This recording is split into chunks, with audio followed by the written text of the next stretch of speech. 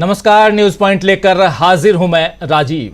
तो दोस्तों, राजस्थान विधानसभा चुनाव के लिए भाजपा ने 83 यानी 83 उम्मीदवारों की अपनी दूसरी लिस्ट जारी कर दी है। आज पहली सूची में भाजपा के 41 उम्मीदवार घोषित हुए थे, जिसके बाद राजस्थान चुनाव के लिए अब तक बीजेपी के 124 उम्मीदवारों के नाम सामने आ चुके हैं, जबकि राजस्थान कांग्रेस ने आज 33 उम्मीदवारों की अपनी पहली लिस्ट जारी कर दी है। उधर मध्य प्रदेश में बीजेपी के 92 उम्मीदवारों की 5वीं लिस्ट भी सामने आ गई है और इस तरह मध्य प्रदेश में बीजेपी के कुल 228 उम्मीदवारों के नाम सामने आ चुके हैं। 2 सीटें जो बाकी हैं वो गुना और विदिशा की सीट है। गुना और विदिशा, ये 2 सीटें बीजेपी ने अभी तक छोड़ रखी हैं। बीजेपी की मध्य प्रदेश की आज की जो लिस्ट आई है, उस लिस्ट में मौजूदा 67 यानी 67 विधायकों में से 37 को फिर से मौका मिला है, जबकि 3 मंत्रियों समेत 29 विधायकों के टिकट काटे गए हैं। इन 2-3 से कैलाश विजयवर्गीय के बेटे आकाश विजयवर्गीय, जो इस वक्त विधायक भी हैं, उनका टिकट काट दिया गया है। दूसरी तरफ कांग्रेस ने अपनी 2 लिस्ट के जरिए, जी हां, मध्य प्रदेश में दूसरी तरफ कांग्रेस ने अपनी 2 लिस्ट के जरिए 229 उम्मीदवारों की घोषणा पहले ही कर दी है। कांग्रेस को अब बैतूल जिले की आमला सीट से अपने उम्मीदवार की घोषणा करना बाकी है। कांग्रेस निशा बांगरे को यहां से उम्मीदवार बनाना चाहती है, जो डिप्टी कलेक्टर रह चुकी हैं और अपना इस्तीफा सौंप चुकी हैं, लेकिन उनके इस्तीफे पर अब तक प्रदेश सरकार को निर्णय लेना बाकी है। खैर, मध्य प्रदेश की बात हम आगे भी करेंगे, लेकिन उससे पहले आइए जरा राजस्थान की तरफ फिर से चलते हैं, जहां आज 83 उम्मीदवारों के नाम के साथ ही वसुंधरा राजे सिंधिया के राजनीतिक भविष्य से भी पर्दा उठ गया है। लगातार वसुंधरा को लेकर असमंजस की स्थिति बनी हुई थी। सबसे बड़ा सवाल यही था कि पूर्व मुख्यमंत्री वसुंधरा राजे सिंधिया की क्या भूमिका होगी आने वाले चुनाव में और क्या वो विधानसभा चुनाव लड़ेंगी। लेकिन अब वसुंधरा झालावाड़ की झालरा पाटन सीट से, विधानसभा सीट से 5वीं बार चुनाव लड़ने जा रही हैं। कहा जा रहा है कि वसुंधरा के कई समर्थकों को भी उम्मीदवार बनाया गया है और वहीं बीजेपी की दूसरी लिस्ट में 83 में से 15 टिकट बदले गए हैं, उनके स्थान बदल दिए गए हैं। बीजेपी ने पहली लिस्ट में जहां 7 सांसदों को चुनावी मैदान में उतारकर हैरान कर दिया था, आप याद कीजिए, वहीं इस बार दूसरी सूची में बीजेपी ने अपने कई पूर्व मंत्रियों पर भरोसा जताया है। दूसरी तरफ कांग्रेस ने 33 उम्मीदवारों की अपनी पहली लिस्ट में मुख्यमंत्री अशोक गहलोत, पूर्व उप मुख्यमंत्री सचिन पायलट, विधानसभा अध्यक्ष सीपी जोशी समेत 29 मौजूदा विधायकों के नाम जो जारी किए हैं इन 33 में से। और इन 33 सीटों में वर्तमान में 28 सीटों पर कांग्रेस के विधायक हैं। 28 सीटें जो हैं वो कांग्रेस के हाथ में है। 4 सीटों पर भाजपा और 1 सीट पर निर्दलीय विधायक काबिज है। कांग्रेस ने अपनी लिस्ट में 27% महिलाओं को टिकट दिया है, यानी कि यहां राहुल गांधी जो चाह रहे थे कि महिलाओं की भागीदारी ज्यादा हो, वो भागीदारी यहां दिखाई दे रही है राजस्थान में। वहीं उपचुनाव में जीते हुए तीनों विधायकों को टिकट दिया गया है राजस्थान में। कुल मिलाकर कांग्रेस और बीजेपी ने मध्य प्रदेश और राजस्थान में अपने अपने दिग्गजों को मैदान में उतारकर मुकाबले को रोचक बना दिया है। और उधर छत्तीसगढ़ में भी बीजेपी और कांग्रेस की आखिरी कुछ सीटों के लिए उम्मीदवारों का इंतजार है। तेलंगाना में कांग्रेस लीड लेती हुई दिख रही है, जहां अब तक कांग्रेस ने 119 में से, जो कुल सीटें 119 हैं, उनमें से 55 सीटों पर अपने उम्मीदवार उतार चुकी है कांग्रेस पार्टी। राहुल गांधी 3 दिनों की तेलंगाना की यात्रा से लौट चुके हैं और वहां कांग्रेस के कार्यकर्ताओं के बीच जबरदस्त उत्साह राहुल गांधी जब थे तभी से दिखाई दे रहा है। राहुल गांधी जब तेलंगाना में थे तो इस दौरान उन्होंने पदयात्राएं की, डोसा बनाते हुए भी नजर आए और राहुल गांधी अपने भाषणों से सीधा हमला बीआरएस, बीजेपी और एआईएमआईएम पर करते हुए भी नजर आए। आइए जरा सुनते हैं राहुल गांधी कल थे और उससे 2 दिन पहले भी थे लगातार तेलंगाना में, क्या कुछ कह रहे थे। जरा वहीं से शुरुआत करते हैं। तेलंगाना से लेकर मध्य प्रदेश और राजस्थान और छत्तीसगढ़, तमाम राज्यों में किसकी बनेगी सरकार आज शनिवार का दिन, इस पर हम चर्चा करेंगे। हमारे साथ बहुत सारे साथी मौजूद हैं, उनसे भी आपका परिचय करवाऊंगा, लेकिन उससे पहले राहुल गांधी की इस बाइट को सुनिए। भाइयों बहनों, आप अपना वोट जाया मत कीजिए। बीजेपी और एमआईएम का यहाँ कुछ मतलब नहीं है, दोनों को खत्म कर दिया है।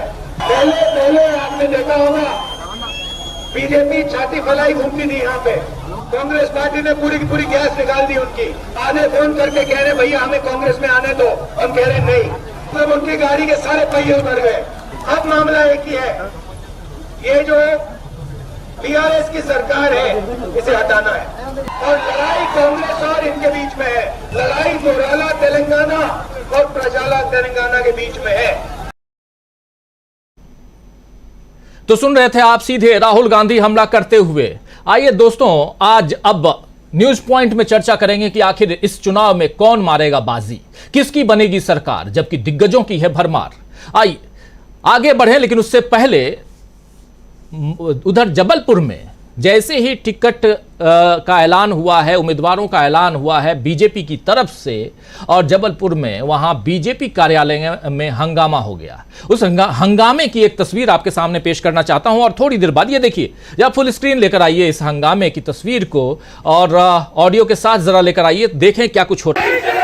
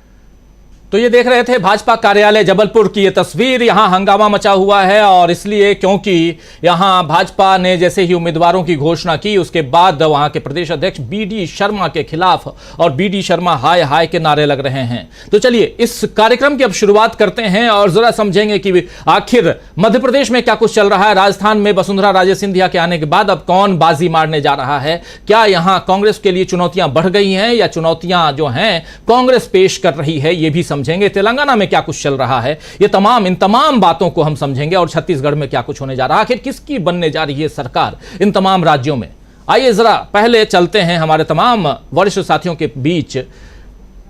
इस वक्त देखिए 8 वरिष्ठ साथी जुड़े हुए हैं, और मजेदार तथ्य यहां यह है दोस्तों कि 2 साथी हमारे मध्य प्रदेश से जुड़े हुए हैं, डॉक्टर राकेश पाठक जी सीधे ग्वालियर से जुड़े हुए हैं, और जबलपुर से हमारे साथी गजेंद्र इंगले जुड़े हुए हैं, सीधे उसी भाजपा कार्यालय से जुड़े हुए हैं जहां की ये तस्वीर अभी आप देख रहे थे।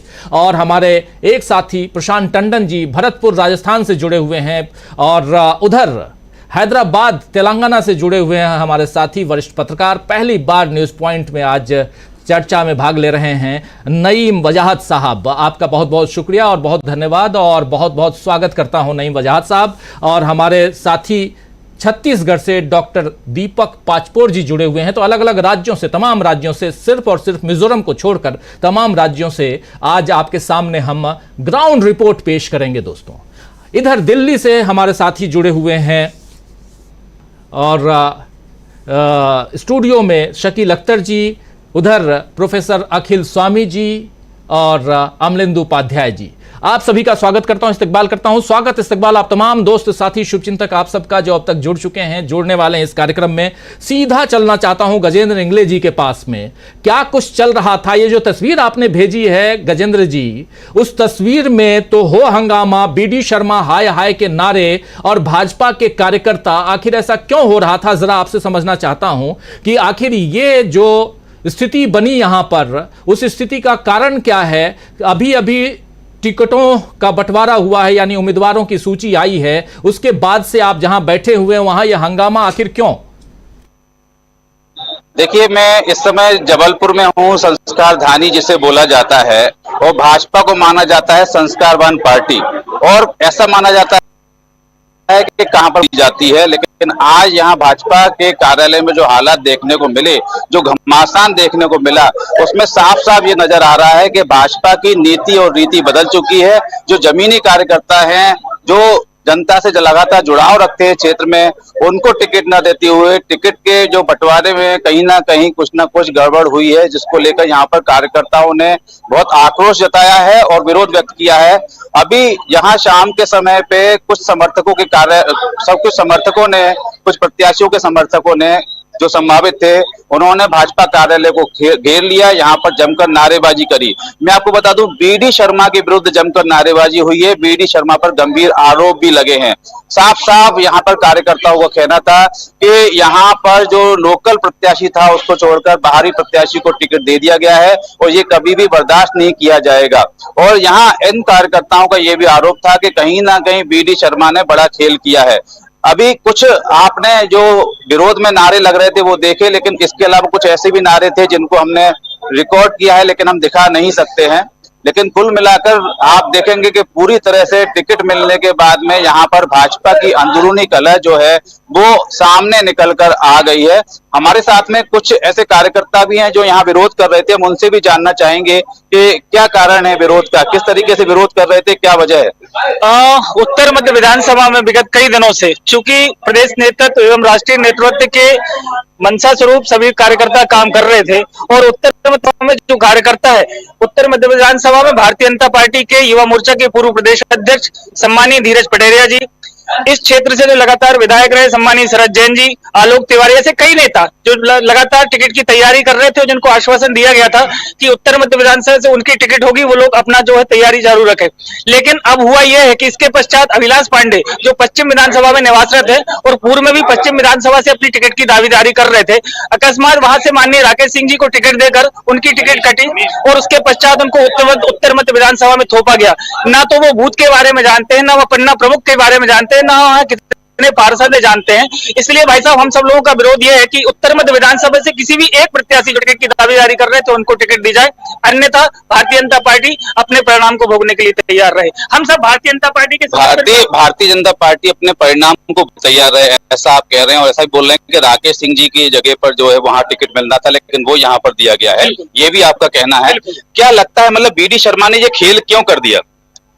ये खेल, इसमें मुझको लगता है कि मेरा आदमी मेरा है, इसको दे दो, पार्टी जीत रही है, जीतेगा, ये है भाई। यहाँ जो लोग 20 साल से 15 साल से जो लोग लगातार जनता के संपर्क में हैं, काम कर रहे हैं, जनसेवा कर रहे हैं, आप वहां से लाके यहाँ उनको खड़ा करवा दोगे चुनाव में, तो यहाँ के लोग क्या करेंगे फिर? तो ऐसा है कि ये तो आप कांग्रेस की झोली में सीट डाल रहे हो अपनी, जहाँ से वॉकओवर मिल रहा है भाई साहब कांग्रेस की झोली में। ये क्या लग रहा है, विरोध कितना चलेगा? और हमने इनसे पूछिए, और भी तमाम भाजपा के समर्थक हैं, लेकिन ये अब आगे यहां से क्या कुछ देखते हैं, क्योंकि ऑलरेडी जो टिकट का बंटवारा होना था वो हो चुका है, इसके आगे क्या कुछ इनकी प्लानिंग है? जी देखिए, टिकट तो अभी हो चुका है, अब टिकट नहीं बदलता है तो आगे आपकी क्या रणनीति रहेगी? आगे की रणनीति उत्तर मध्य विधानसभा के समस्त कार्यकर्ता भारतीय जनता पार्टी के प्रति समर्पित है। चूंकि मैंने कहा था कि भोगने के लिए तैयार है, लेकिन यहाँ पे हमारे यहाँ बहुत से वरिष्ठ लोग हैं, सारे वरिष्ठ लोग बैठेंगे और आगामी जो दिशा निर्देश प्राप्त होंगे उनमें हम सब लोग का एक तरफ मतलब काम, अभी आगामी जो बड़े इनके वरिष्ठ नेता होंगे उनके जो दिशा निर्देश होंगे उन पे काम करेंगे, बिल्कुल कहना है। जी जब हमारे साथ बने रहिए और सीधा चलते हैं जरा, अब यहाँ से सीधे भरतपुर से हमारे साथ जुड़े हुए हैं प्रशांत टंडन जी, भरतपुर राजस्थान, और आज ही इधर से दिल्ली से निकले हैं, अब राजस्थान का रुख कर चुके हैं, जरा उनसे भी समझूं।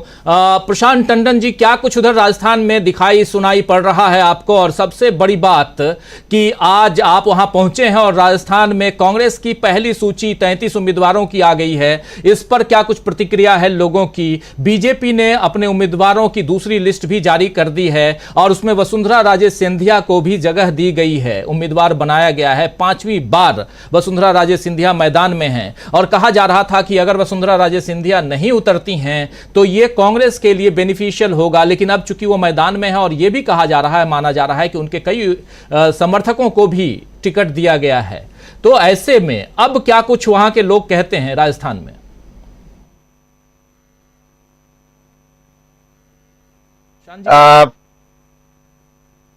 हाँ, वसुंधरा राजे को टिकट देना ना देना एक अलग बात है।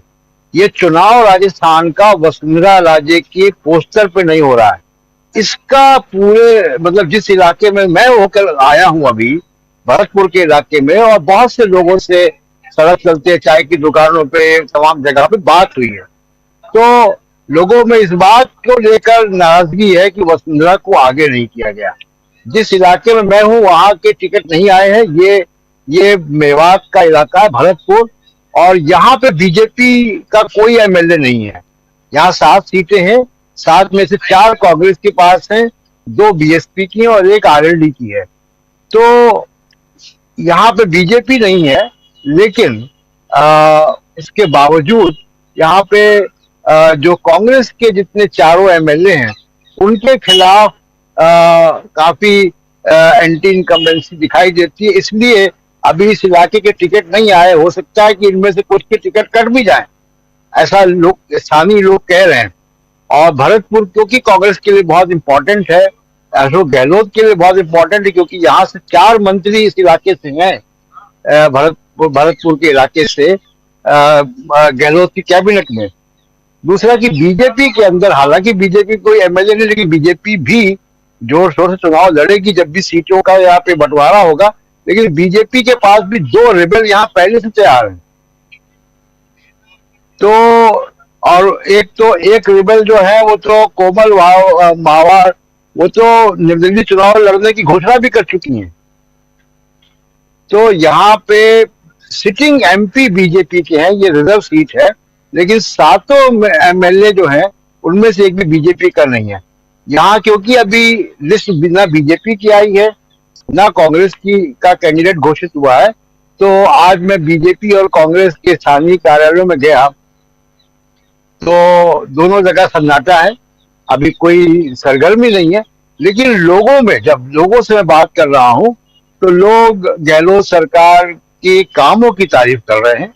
और मुझे अभी जहां से राजस्थान के बाकी इलाकों में बसों से लोग जाते हैं, वहां पे बाकी इलाकों के लोगों से बात हुई जो बसों से दूसरे से इलाकों से यहाँ किसी काम से, उनमें काफी लोग ये कह रहे हैं कि देखिए पूरे राजस्थान में जहां जहां से जो लोग आए थे, लोग ये मान रहे हैं कि गहलोत साहब की वापसी हो रही है। ये यहाँ के लोग मान रहे हैं। और थोड़े बहुत जो लोग हमको दूसरे जिलों के मिले जो बसों का इंतजार कर रहे थे, वो भी ये मान रहे थे। राजीव जी बहुत कुछ अभी आपके पास फिर से आता हूं। प्रशांत टंडन जी, आप बने रहिए हमारे साथ, और अब सीधे उधर तेलंगाना हैदराबाद चलते हैं जरा। और हमारे साथ नईम साहब जुड़े हुए हैं। जरा नईम वजाहत साहब, आपसे समझना चाहता हूं कि राहुल गांधी की 3 दिनों की जी डॉक्टर राकेश पाठक जी साथ झूमा झटकी हुई है बीजेपी कार्यालय में। ये बड़ी बात है जो केंद्रीय मंत्री अमित शाह और नरेंद्र मोदी की तरफ से मध्य प्रदेश में पूरे चुनाव अभियान के संचालक बनाए गए हैं, उनके साथ विधिवत शारीरिक झूमा झटकी हुई है। उसका वीडियो मैंने भेज दिया है अभी ऑफिस को। रुद्र से कहिए अगर आप दिखा सकें, अगर हमने नहीं दिखाया हो तो भी दिखा सकते हैं। बड़ी घटना है। भूपेंद्र यादव केंद्रीय मंत्री जो है, लेकिन थोड़ा सा कुछ कम्युनिटी गाइडलाइंस हैं, उसके कारण कुछ ऐसी चीज़ों को हम नहीं दिखा पाते हैं। लेकिन बिल्कुल हम शुरुआत से कह रहे हैं, और जो आप कह रहे हैं, जब आपके पास आऊंगा तो थोड़ा इस पर और अपडेट दीजिएगा डॉक्टर राकेश पाठक जी। सीधे नईम साहब के पास आना चाहता हूं कि 3 दिनों तक राहुल गांधी की यात्रा का क्या असर वहां पड़ा है तेलंगाना में, और बीआरएस कितनी मजबूती के साथ चुनाव लड़ती हुई दिखाई दे रही है, कांग्रेस कितनी मजबूत है, जरा तेलंगाना का हाल आपसे समझना चाहता हूं। पिछले 10 साल तक यहाँ पर बीआरएस की हुकूमत रही है, चंद्रशेखर राव का बोलबाला रहा है, लेकिन पहली मर्तबा कांग्रेस पार्टी बड़े जोश और खरोश के साथ इंतखाबी मैदान में उतरी है, जिसको देख के लग रहा है कि कांग्रेस पार्टी इस मर्तबा हुकूमत बनाने के करीब पहुंच जाएगी। अभी हाल ही में आज ही के दिन इंडिया टुडे और सी वोटर का सर्वे आया है, जिसमें यह बताया गया है कि 54 हलकों पर कांग्रेस आगे है, 49 हलकों पर बीआरएस आगे है, 8 हलकों पर सिर्फ बीजेपी आगे चल रही है। ये बताया गया है सर्वे में, इंडिया टुडे और सी वोटर के सर्वे में।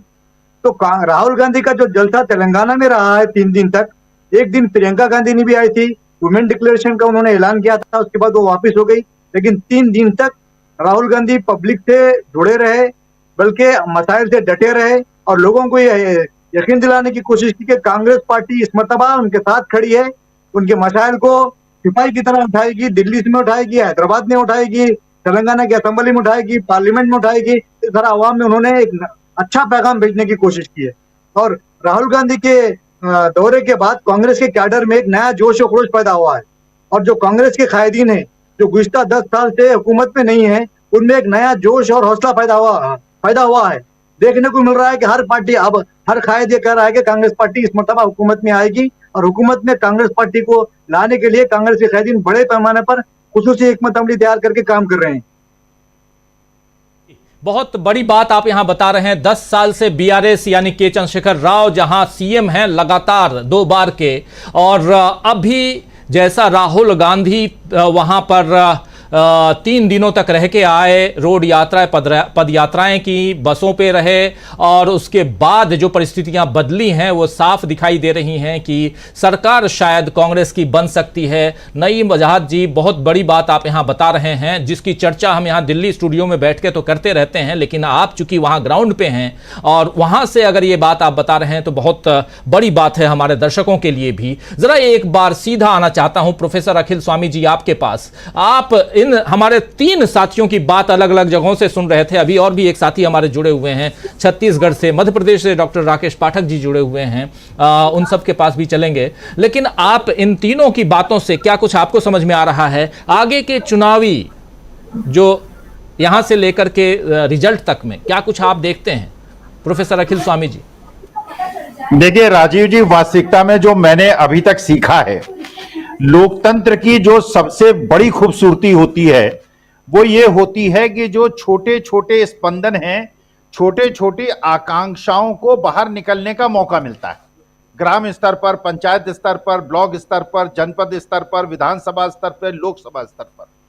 और जब ये लोकतंत्र में ये लोगों की अपेक्षाएं, जो लोग चुनाव लड़ते हैं तो उनके जो उद्गार हैं, जो उनके आकांक्षाएं हैं, जो उनकी उमंगें हैं, वो जब उचंग भरती हैं और उसके बाद संघर्ष होता है, और जब वो हार जाते हैं, चुपचाप बैठ जाते हैं, जीतते हैं तो आगे बढ़ने का प्रयास करते हैं। ये लोकतंत्र की सबसे बड़ी खूबसूरती है। जो मैंने आपके फील्ड में बैठे हुए लोगों से सुना, मुझे ऐसा लगा जो भारतीय जनता पार्टी ने जो लोकतंत्र की मूल खूबसूरती थी उसको खत्म कर दिया।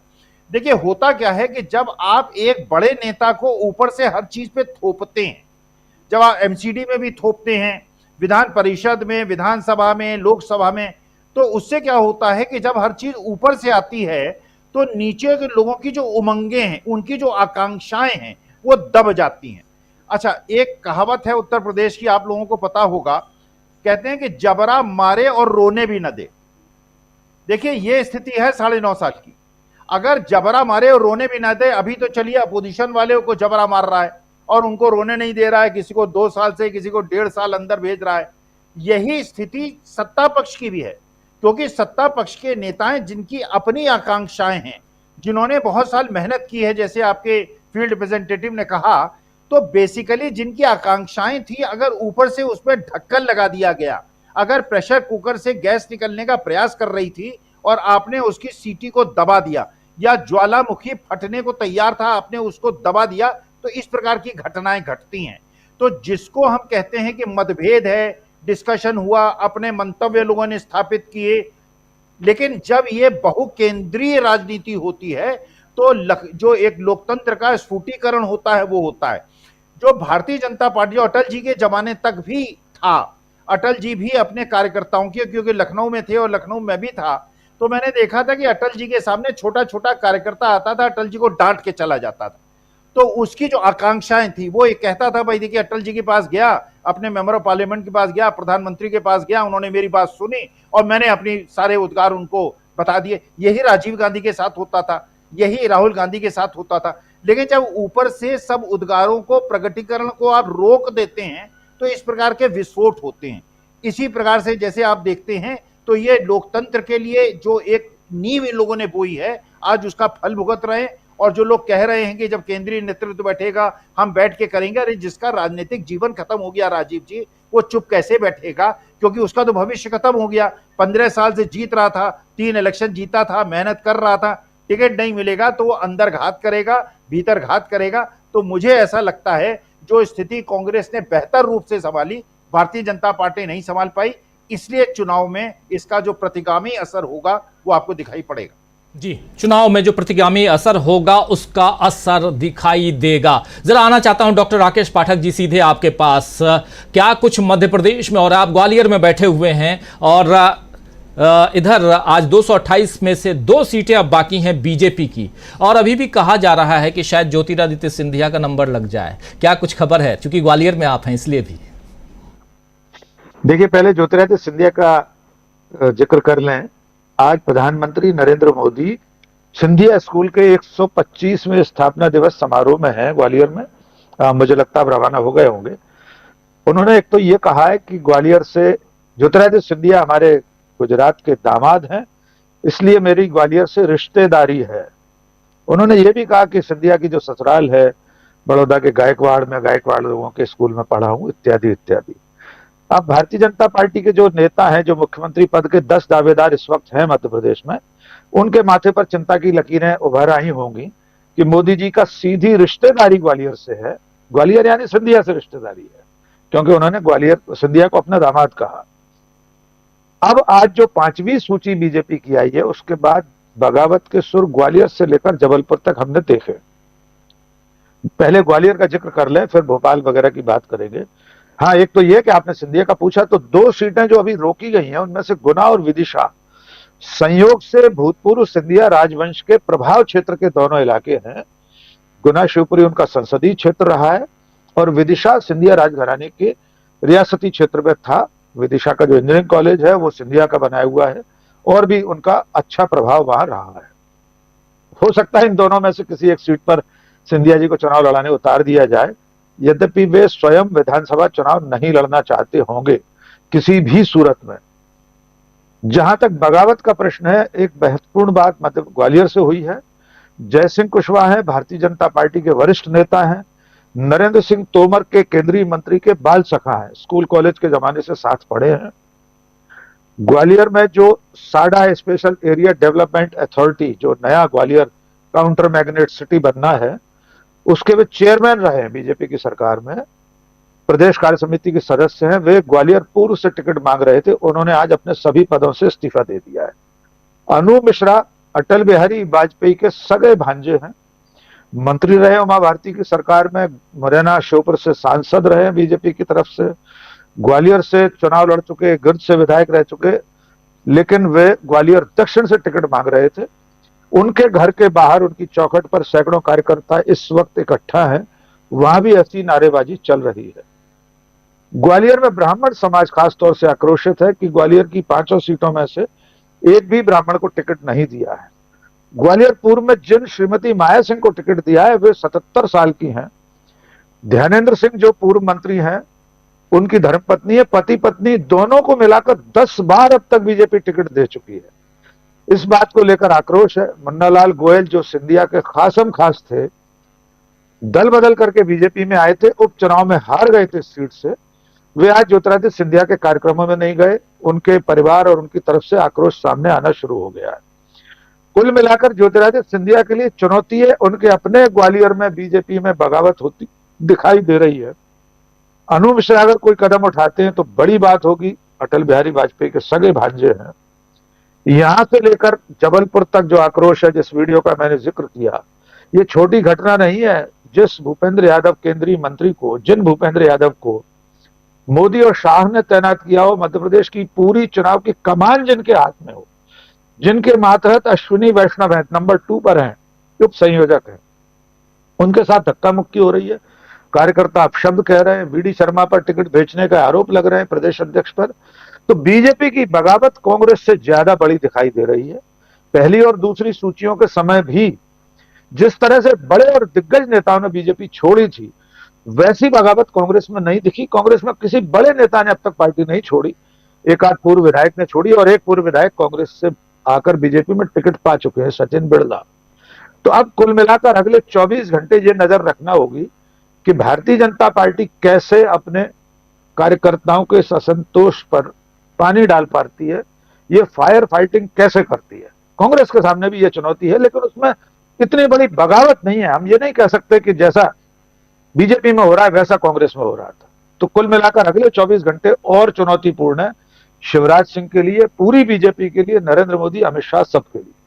जी राजीव जी, ये बहुत बड़ी बात आप कह रहे हैं कि अगला 24 घंटा बहुत चुनौतीपूर्ण बीतने वाला है, और खासकर मध्य प्रदेश में बीजेपी के लिए। और अभी से जैसे ही ये फाइनल लिस्ट कह लें, क्योंकि 2 सीटें बाकी हैं गुना और विदिशा की, और गुना और विदिशा के अलावा जो 228 सीटों पर बीजेपी ने अपने कैंडिडेट्स उतारे हैं, वहां पर परिस्थितियां अच्छी दिखाई नहीं दे रही हैं, और 24 घंटे में बहुत कुछ हो सकता है मध्य प्रदेश में। लेकिन उधर राजस्थान में एक बार फिर से आना चाहता हूं प्रशांत टंडन जी। मुझे पता है कि आपको वहां से आगे निकलना है और जरूरत भी है, क्योंकि राजस्थान बहुत बड़ा एरिया है और बहुत जगह आपको जाना है, इसलिए भी जल्दी से एक कमेंट लेकर आपको छोड़ूंगा। और आपसे समझना चाहता हूं कि इस लिस्ट के बाद जो बीजेपी की लिस्ट आई है, कांग्रेस की लिस्ट आई है, इसके बाद लोगों की क्या प्रतिक्रिया है, क्या कुछ कह रहे हैं लोग, और खासकर वसुंधरा राजे सिंधिया के मैदान में आने के बाद अब कैसी परिस्थिति दिखाई दे रही है? जी, जब ये लिस्ट आई राजीव जी और मैंने लोगों से बात की है, तो एक बड़ा नया चीज मुझे यहाँ पे दिखाई दी है जो दिल्ली बैठकर नहीं दिखाई दे रही थी। वो ये कि वसुंधरा राजे और गहलोत के अलावा जो एंटी इनकम्बेंसी है वो प्रधानमंत्री नरेंद्र मोदी के लिए है। बहुत से लोग, किसान हो, छोटे व्यापारी हो जो जीएसटी से परेशान है, दुकानदार हो, तमाम लोग जो है वो मोदी साहब को ब्लेम कर रहे हैं कि इनकी नीतियों से बेरोजगारी बढ़ी है, महंगाई बढ़ी है। तो ये एक नया फैक्ट है विधानसभा के चुनाव में मुझे दिखाई दिया जब मैं दिल्ली से आज यहाँ पहुंचा और रास्ते भर और भरतपुर में भी बहुत से लोगों से जब बात की है, तो ये एक नया फैक्टर है। और अगर ये जब मैं आगे जाऊंगा, परसों तक मैं ग्वालियर में रहूंगा, डॉक्टर साहब से मुलाकात होगी, तो तब मुझे और थोड़ा चलने पर 200-250 किलोमीटर जब और चलूंगा तो ये फिनोमेना देखूंगा कि क्या ये भरतपुर तक है, क्योंकि भरतपुर में मैं मान सकता हूँ कि यहाँ पे ये कांग्रेस बाहुल इलाका है, 7 में से 4 सीटें कांग्रेस की हैं, 2 बीएसपी की, 1 आरएलडी, यहाँ बीजेपी नहीं है। तो हो सकता है कि ये लोकल फिनोमेना हो। इसको मैं आगे भी इसका टेस्ट करना चाहता हूँ कि क्या ये पूरे राजस्थान में या राजस्थान मध्य प्रदेश में ये एक बात चल रही है कि एंटी इनकम्बेंसी प्रधानमंत्री नरेंद्र मोदी की है। राजीव जी, बहुत बड़ी बात आप कह रहे हैं कि एंटी इनकम्बेंसी अगर विधानसभा में प्रधानमंत्री नरेंद्र मोदी की दिखाई दे, तो क्योंकि हम लोगों ने देखा था 2018 का चुनाव और 2019 के चुनाव को देखा। 2018 के चुनाव में सरकार बनती है कांग्रेस की राजस्थान में, छत्तीसगढ़ में और मध्य प्रदेश में, लेकिन इन तीनों राज्यों में जब 2019 का लोकसभा चुनाव आता है सामने, तो तीनों राज्यों में बीजेपी बाजी मार जाती है। 25 की 25 सीटें राजस्थान की बीजेपी के खाते में चली जाती हैं, और वैसे ही 29 में से 28 सीटें मध्य प्रदेश से चली जाती है बीजेपी के खाते में। उधर छत्तीसगढ़ की 12 में से 9 सीटें, 11 में से 9 सीटें, माफी चाहूंगा, 11 में से 9 सीटें चली जाती हैं बीजेपी के खाते में। तो वहां पर कि प्रदेश की जो सरकार है वहां पर, और एक नारा भी चलता था कि वसुंधरा तेरी खैर नहीं और मोदी से बैर नहीं, ऐसा ही कुछ नारा उधर भी था। कुछ प्रशांत जी कुछ जोड़ना चाहते हैं इसमें? बिल्कुल जोड़िए प्रशांत जी। और जरा आप समझना चाहता हूं कि क्या भी इस नारे में भी परिवर्तन आया है वहां पे? जी, मैं केवल दर्शकों को ये बताना चाह रहा हूं कि ये सैंपलिंग हम लोग करते कैसे हैं। एक ही सवाल अगर एक जवाब आपको मिलता है प्रधानमंत्री नरेंद्र मोदी के लिए, हम मान नहीं लेते, क्योंकि उसका व्यक्तिगत जो है कोई द्वेष होगा, व्यक्तिगत बायस होगा। 25, 30, 40, 50 किलो में 100 किलोमीटर के अंदर अगर आपको ये जवाब मिल रहे हैं, तो इसका मतलब है कि ये काफी बड़े समाज के हिस्से में ये बात हो रही है।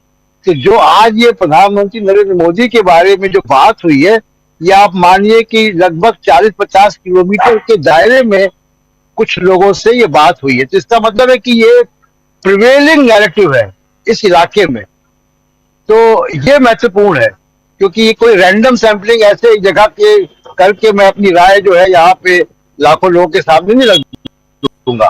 तो ये एक महत्वपूर्ण बात है। दूसरा कि देखिए, वसुंधरा राजे की लिस्ट आई, उसके बाद बहुत से लोग को लिस्ट आ गई है। पहली लिस्ट राजस्थान की और बीजेपी की, ये मालूम नहीं था। मैंने लोगों को बताया तो लोगों की आकांक्षा देखिए वसुंधरा राजे के प्रति यहाँ पे है। वसुंधरा राजे को लोग चाहते हैं क्योंकि वो बहुत उनका शासनकाल भी लोग याद रखते हैं और एक शख्सियत है, राजघराने से जुड़ी हुई है, एक शख्सियत है।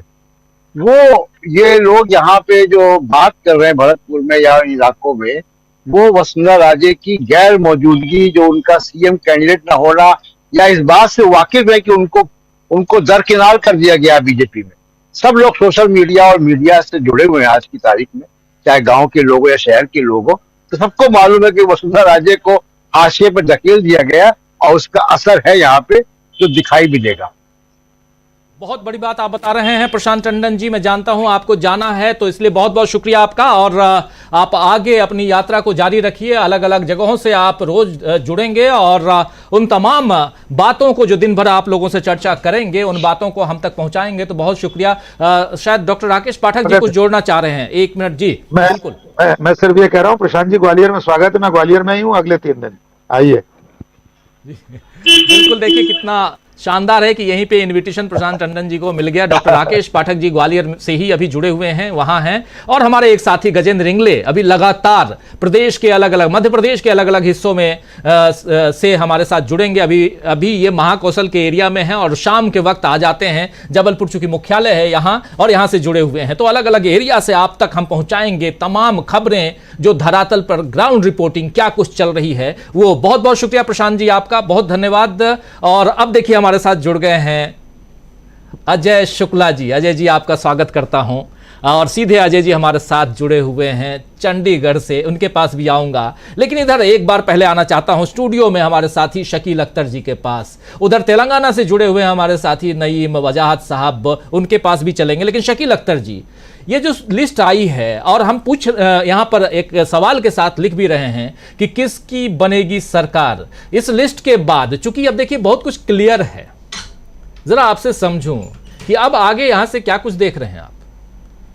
देखिए, जहाँ तक राजस्थान का सवाल है, तो राजस्थान में जो 3 हिंदी बेल्ट में चुनाव हो रहे हैं, सबसे दिलचस्प चुनाव है, क्योंकि यहाँ पे मुकाबला अभी भी करीब करीब बराबरी का माना जा रहा है। मध्य प्रदेश की जो स्थिति है, वहाँ ये बड़ा साफ साफ दिख रहा है कि कांग्रेस आगे चल रही है। कांग्रेस जो है वो सरकार बनाने के करीब है। इसी तरह छत्तीसगढ़ में भी यही स्थिति है, वहाँ पे भी कांग्रेस जो है अभी तक आगे चल रही है और उसके सरकार बनाने की संभावना है। लेकिन राजस्थान में जो है बीजेपी अपनी पूरी ताकत लगाए हुए है, और उसी का नतीजा है कि अभी तक जिस वसुंधरा राजे को वो अलग थलग किए हुए थे, आज उनके ऊपर थोड़ी तवज्जो दी गई और ये बात बताना शुरू की गई कि न केवल वसुंधरा को हमने टिकट दिया है, उनके समर्थकों को भी हमने टिकट दिया है। वसुंधरा को टिकट देने में कोई ख़ास बात नहीं है। वसुंधरा को टिकट अगर न देते तो बहुत बड़ा वहाँ पे बगावत हो जाती। वसुंधरा को टिकट दिया, ठीक किया, लेकिन वहाँ सबसे बड़ा सवाल ये है कि वसुंधरा को एक विधायक के तौर पे टिकट देना अलग बात है और एक नेता के तौर पे प्रोजेक्ट करना अलग बात है। तो आज की तारीख तक वसुंधरा को नेता के तौर पे बीजेपी ने प्रोजेक्ट नहीं किया है, और वहाँ का चुनाव जो है मोदी जी खुद अपने चेहरे पे लड़ रहे हैं जी। दूसरी तरफ स्थिति क्या है कि अशोक गहलोत ने बड़े साफ साफ कहा कि हम मिलकर चुनाव लड़ रहे हैं, और उन्होंने कहा कि जो राजेश पायलट के लोग हैं, जो सचिन पायलट के लोग हैं, जो मानेसर गए थे, उनको भी टिकट मिलेगा। मैंने किसी के लिए कोई आपत्ति नहीं की है।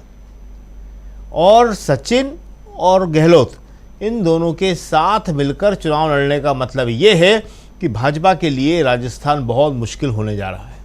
जैसा कि प्रियंका गांधी ने वहाँ कहा कि इस बार रिवाज बदल जाएगा।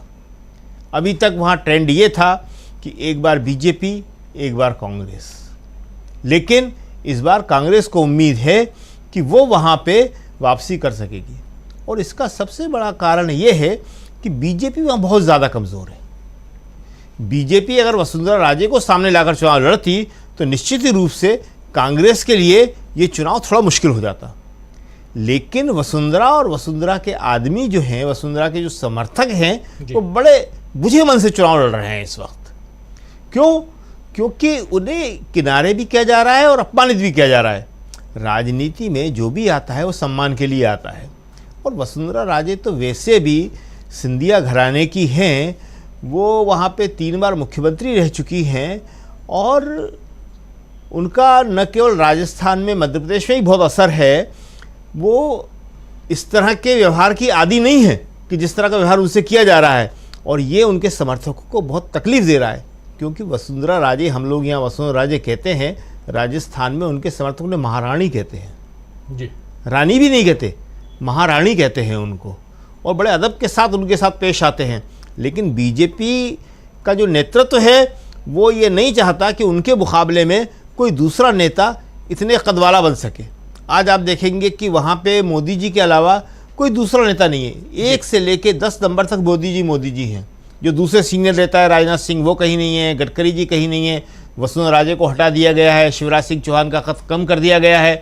तो इस स्थिति में आज सबसे इंटरेस्टिंग मुकाबला जो है राजस्थान में होने जा रहा है, और वहाँ पे अभी कांग्रेस के टिकट नहीं आए हैं, सिर्फ 33 आए हैं, बहुत कम आए हैं जी। और कांग्रेस के टिकट आ जाएंगे, बीजेपी के भी करीब 70-75 टिकट आना बाकी हैं, 76 से 76 से।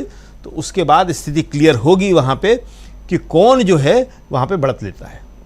बिल्कुल बिल्कुल, बहुत बड़ी बात है कि कौन आखिर बढ़त लेता है। और इन 5 राज्यों में से 4 राज्य जो इधर के हैं, एक रोजाना पहुंचा रहे हैं और पहुंचाते रहेंगे। एक बार सीधा आना चाहता हूं फिर से नईम वजाहत साहब के पास में, और फिर उधर छत्तीसगढ़ चलेंगे और वहां क्या कुछ चल रहा है ये भी समझेंगे। तेलंगाना एक बार फिर से चलना चाहते हैं। वजाहत साहब, जरा आपसे समझूं कि तेलंगाना की जो स्थिति है आज की तारीख में, उसमें आपने बताया कि कांग्रेस यहां कहीं ना कहीं लीड करती हुई आज की तारीख में दिखाई दे रही है, और इंडिया टुडे सी वोटर के सर्वे को भी आपने यहां रखा था, बताया था कि 55 सीटों पर लीड करती हुई बताया जा रहा है कांग्रेस को।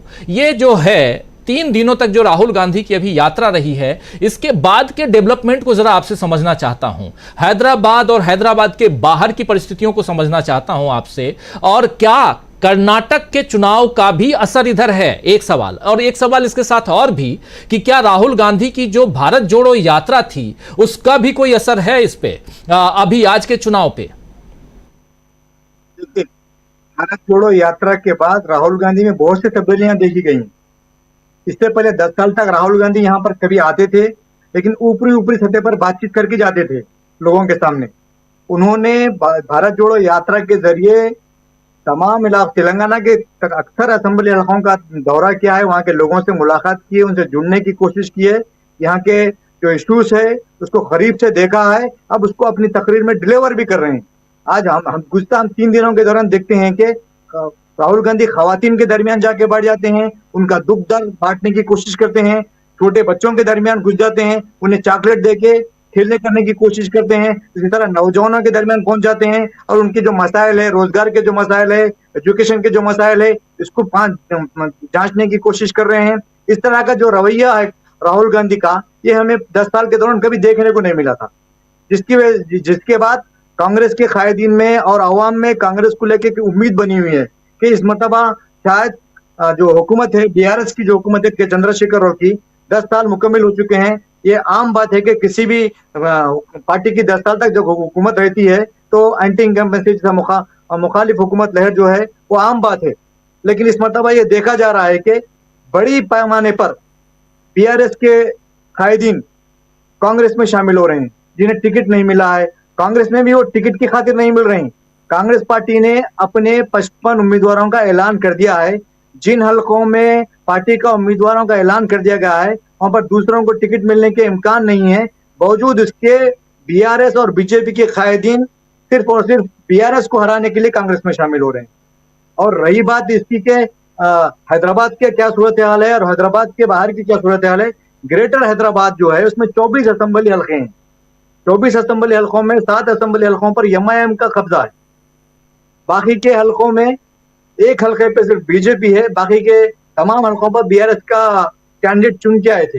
लेकिन इस मरतबा हुजूर की शान में गुस्ताखी करने की वजह से बीजेपी ने, जो बीजेपी का गोशा महल का रुकन असेंबली है राजा सिंह, उसको पार्टी से मुअत्तल कर दिया। गुज़िश्ता 6 महीने से वो पार्टी में नहीं है, लेकिन पार्टी के उसूलों से वो अभी भी कायम है और उन्हें उम्मीद कर रहे हैं कि शायद बीजेपी उनकी पहली लिस्ट जारी करेगी, उसमें उनका नाम आएगा। अभी अभी मुझे पता चला है कि बीजेपी ने 55 उम्मीदवारों का ऐलान किया है, जिसमें अभी तक वो सिर्फ 31 जो उम्मीदवार है उनके सरकारी तौर पर लिस्ट जारी की है। अभी जो मैंने राजा सिंह की जो बात की थी, जो मुत्तहदा रुकन असेंबली कहते हैं, हिंदू मुस्लिम की बात ज्यादा करते हैं, उन्हें पार्टी से अभी बहाल नहीं किया गया है। तो ये सोचा जाइए, पार्टी में ये बात चल रही है कि पहले उन्हें बहाल किया जाएगा, उसके बाद फिर उन्हें टिकट दिया जाएगा। लेकिन ये देखने में आ रहा है कि बीजेपी ने तेलंगाना में जो डबल इंजन की बात की थी, लेकिन उसके कायदीन में ये मायूसी नजर आ रही है कि अब वो शायद डबल इंजन हुकूमत यहाँ पर नहीं बना सकते, क्योंकि कर्नाटक में बीजेपी की हुकूमत थी। ये जब तक कर्नाटक में बीजेपी की हुकूमत थी, तेलंगाना में ये देखा जा रहा था कि बीआरएस और बीजेपी के दरमियान मुकाबला है, कांग्रेस बहुत पीछे। लेकिन जैसे ही कर्नाटक के नतायज सामने आए हैं कांग्रेस की जीत के बाद, यहाँ पर हालात पलट गए हैं, कांग्रेस और बीजेपी के दरमियान मुकाबला हो गया है। मैंने बताया है कि कई सर्वे आए हैं अभी तक जिसमें कांग्रेस को आगे बताया गया। हाँ, मैं ये नहीं कर रहा हूँ कि कांग्रेस हुकूमत में आ गई, इस तरह की बात नहीं कर रहा हूँ, लेकिन जितने भी सर्वे आए हैं सबने यही बताया कि कांग्रेस आगे नहीं। अब बीआरएस जो है ये कह रही है कि ये बोगस सर्वे है, कांग्रेस पार्टी करा रही है, इस तरह के वो लोगों में जो कांग्रेस के लिए एक हमदर्दी पैदा हो रही है, उसको तकसीम करने की कोशिश कर रहे हैं। यहाँ पर वजीर आजम भी आए थे, उन्होंने 2 जलसों से खिताब किया था, लेकिन वजीर आजम के जाने के बाद भी बीजेपी के कारकुनों में वो जोश और खरोश पैदा नहीं हुआ जो राहुल गांधी के 3 दिन के दौरे के बाद कांग्रेस के कारकुनों में जोश और खरोश पैदा हुआ। जी बिल्कुल, 3 दिन के दौरे के बाद कांग्रेस के कार्यकर्ताओं में जोश का भंडार कह लें तो वो आ चुका है, और जोशो खरोश के साथ कांग्रेस के कार्यकर्ता जो हैं वो तेलंगाना में अब शायद, क्योंकि 1 महीने से भी ज्यादा का वक्त है अभी तेलंगाना में, और अगर ये जोश बरकरार रहता है और कांग्रेस के कार्यकर्ता घरों तक पहुंचकर मतदाताओं को यानी वोटर्स को बाहर निकाल के लाते हैं और उन्हें वोट देने के लिए ले जाते हैं, तो बहुत बड़ी बात होगी। और कांग्रेस के पक्ष में यहां माहौल बनता हुआ दिखाई दे रहा है। बीआरएस कितना पीछे रहती है, या बीआरएस फिर से तीसरी बार सरकार बनाएगी, ये तो 3 दिसंबर को पता चलेगा। लेकिन आज की तारीख में कांग्रेस कहीं ना कहीं आगे दिखाई दे रही है, और कह रहे हैं, ये बात बता रहे हैं, विश्लेषण कर रहे हैं नईम वजाहत साहब हमारे साथ जुड़े हुए हैं। नईम भाई सीधे हैदराबाद से, और अब इधर जरा आना चाहता हूं एक बार फिर से जबलपुर से जुड़े हुए हमारे साथी गजेंद्र इंगले जी के पास में, और फिर आता हूं अजय शुक्ला जी के पास में चंडीगढ़, और फिर छत्तीसगढ़ आते हैं।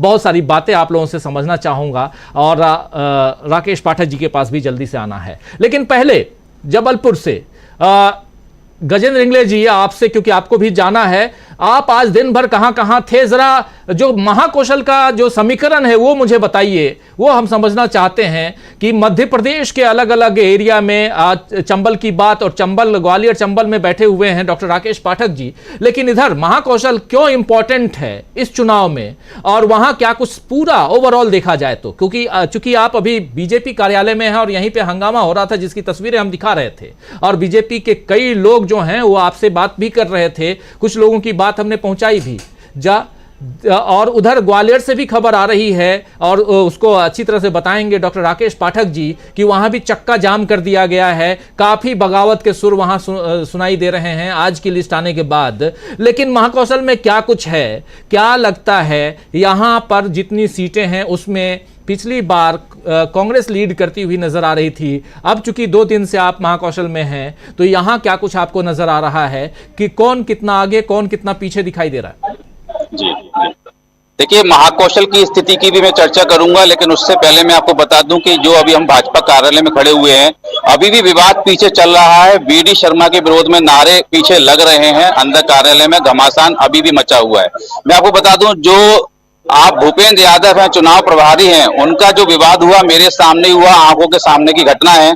कैमरे में कहां से कितना राकेश पाठक जी बात कर रहे थे वो अपन दिखा भी नहीं सकते हैं, लेकिन मेरे सामने का दृश्य है, धक्का मुक्की हुई, बाकायदा 1-2 लोगों के कपड़े भी फटे वहां पर। उनका जो गार्ड था वो अपनी पिस्टल तक भी हाथ पहुंचा चुका था। मेरे आंखों के सामने की घटना जी, इन तस्वीरों को हम दिखा ही रहे हैं जी, प्लीज जी। और अभी भी पीछे जो है बीडी शर्मा के विरुद्ध में जो है वो नारे चल रहे हैं। मैं आपको बता दूं, माहौल बहुत गरमाया हुआ है। 6 बजे के आसपास मुझे यहाँ सूचना मिल गई थी। आप समझ सकते हैं कि कहीं ना कहीं यहाँ जो है ये सूचना मिलने के बाद तुरंत मैं यहाँ पहुंचा तो थोड़ी देर में ही विरोध जो है शुरू हो गया था। और 6 बजे का जो विरोध है आप देख रहे हैं लगभग 8 बजने वाले हैं, अभी तक यहाँ विरोध पीछे चल रहा है और ये विरोध दिखा रहा है कि कहीं ना कहीं जो है वो भाजपा मुश्किल में होगी। अब अपन बात करें कि महाकौशल की सीट में क्या यहाँ पर गणित इस बार बन रहा है। पूरे कई क्षेत्रों में होके आया हूँ, आजू बाजू के जिले में भी गया हूँ, जैसे मैंने आपको बताया मंडला के क्षेत्र में भी मैं था, वापस आज आया तो जबलपुर की जो अलग अलग विधानसभाएं हैं, जबलपुर पश्चिम है, जबलपुर पूर्व है, जबलपुर मध्य है, ऐसे कई विधानसभाओं में मैंने जनता से भी रायशुमारी करी, यहाँ के कुछ कार्यकर्ताओं से भी रायशुमारी करी। जिस तरीके से हम देखते हैं कि 2018 के चुनाव में कांग्रेस को 24 सीटें मिली थी और भाजपा 13 सीटों पर सिमट के रह गई थी। इस बार की स्थिति जो है मुझे और भी ज्यादा खतरनाक नजर आ रही है भाजपा की, यदि हम बात करें तो उसके लिए, क्योंकि यहाँ एंटी इनकम्बेंसी फैक्टर जो है वो नजर आ रहा है। और जो आपको सबसे बड़ी एक और बात मैं बता दूं कि आज हम राकेश सिंह जी के भी कार्यालय में गए थे, सांसद हैं, बोला जाता है कि भाई उनको जब टिकट दिया गया है तो शायद भाजपा ने ये सोच के दिया है कि वो कुछ माहौल बदलेंगे, लेकिन राकेश सिंह जी बड़े घबराए हुए नजर आए। जब हमने उनसे चर्चा करने की कोशिश की तो वो इतने हड़बड़ाए हुए थे, बोले कि माइंड सेट नहीं है, डिस्टर्ब नजर आए, उनके चेहरे पे जो थी परेशानी नजर आ रही थी और डिस्टर्ब होते हुए भड़बड़ाते हुए इधर उधर घूम रहे थे वो कार्यालय में। और आधा घंटा हमें बिठाने के बाद वो वहां से घबराते हुए निकल गए। तो उनकी जो मनोस्थिति थी वो मनोस्थिति बहुत ही जो है वो गंभीर नजर आ रही थी। और उस मनोस्थिति के बाद में जब हम जबलपुर पश्चिम में कई क्षेत्रों में जनता के बीच में राय सुनने गए तो आप यकीन नहीं करेंगे कि ज्यादातर जनता के जुबान पे एक ही नाम था और वो नाम था तरुण भनोत। लोग कहते थे कि हमारे सुख दुख में साथ रहने वाले एक व्यक्ति हैं, वो विधायक नहीं हमारे भाई की तरह हमारे साथ खड़े रहते हैं। इसलिए राकेश सिंह तो छोड़ दीजिए, मुख्यमंत्री खुद भी यदि यहाँ पर इस सीट पे उतर जाएं, यदि मोदी जी खुद भी यदि यहाँ पर इस सीट पे उतर जाएं तो भी तरुण भनोत जो है निश्चित ही जीतेंगे। इतना प्रभाव उनका हमें यहाँ पर दिखाई दिया जब हमने जनता से राय शुमारी करी, तो ये बड़े आश्चर्यजनक जो चीजें जी हमको दिखाई दी यहाँ पर।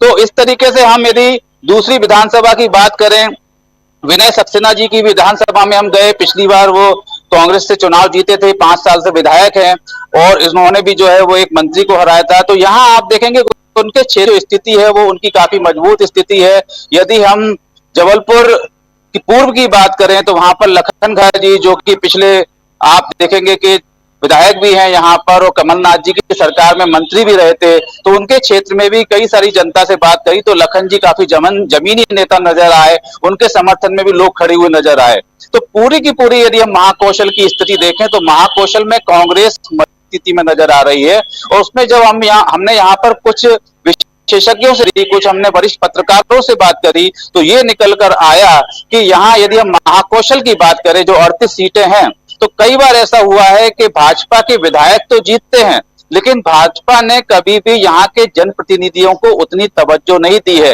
यदि प्रदेश में सरकार बनती है या कहीं पर और कुछ पदों की बात होती है तो यहाँ के जो भाजपा के जनप्रतिनिधि होते हैं, यहाँ के विधायक होते हैं, उनको नजरअंदाज किया जाता है। जबकि उसके विपरीत यदि हम कांग्रेस की बात करें तो से कमलनाथ जी भी जो है महाकौशल क्षेत्र से आते हैं, विवेक तनखा जी भी महाकौशल क्षेत्र से आते हैं, तरुण भनोत जी जैसे हम बता रहे हैं आपको कि काफी कद्दावर नेता यहाँ पर दिखाई दे रहे हैं हमें, उनको भी जो है कमलनाथ सरकार में मंत्री बनाया गया था, लखन घनघोरिया जी भी मंत्री रहे थे। तो यहाँ के जो विधायक हैं कांग्रेस उनको तवज्जो देने में, कहीं ना कहीं प्रतिनिधित्व देने में भाजपा ही आगे नजर आती है और ये चीज जनता के बीच में भी है। तो जनता भी ये देख रही है कि यदि हम भाजपा को वोट दे भी देते हैं। नजरें टिकाए रखिए बीजेपी कार्यालय में क्या कुछ चल रहा है, अगर उसमें कुछ और खबर आती है तो जरूर बताइएगा। बहुत बहुत शुक्रिया आपका, बहुत धन्यवाद अभी के लिए, लेकिन अगर कुछ खास आता है तो जरूर अपडेट कीजिए और लगातार आप बने हुए हैं अलग अलग जगहों से,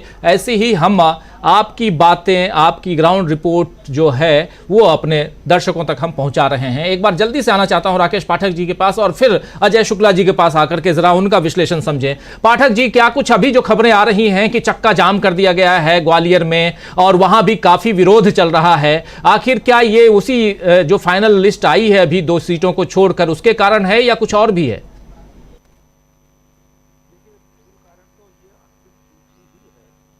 लेकिन शुरू से जो माहौल यहाँ बना हुआ है उसका आज प्रकटीकरण सड़कों पर दिखाई दे रहा है।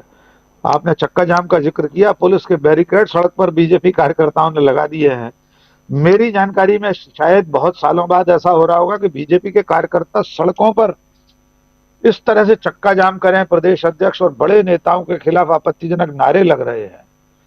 इसमें एक बड़ी वजह है ज्योतिरादित्य सिंधिया का दल बदल। उसके बाद उनके जो कार्यकर्ता बीजेपी में एडजस्ट किए गए, उपचुनाव में टिकट मिले, उपचुनाव में जो लोग हारे उनके टिकट कट गए, जैसा कि मैंने शुरू में कहा था। और अब ऐसे लोगों को टिकट दे दिए गए, जैसे माया सिंह का जिक्र मैंने किया। प्रधानमंत्री लाल किले से परिवारवाद के खिलाफ बड़ी बड़ी बातें करते हैं। माया सिंह तो परिवारवाद की परंपरा से आती है। राजमाता विजयराजे सिंधिया के सौतेले भाई थे ध्यानेंद्र सिंह, उनकी धर्मपत्नी है। ध्यानेंद्र सिंह और उनको मिलाकर 10 बार टिकट मिल गया। मध्य प्रदेश में कई हैं, गौरीशंकर बिसेन की बेटी मौसम बिसेन को टिकट मिल गया है। तो बीजेपी का पूरा कार्यकर्ता प्रदेश भर में इस बात से उद्वेलित है कि बड़े नेताओं की कथनी करनी में कितना फर्क है।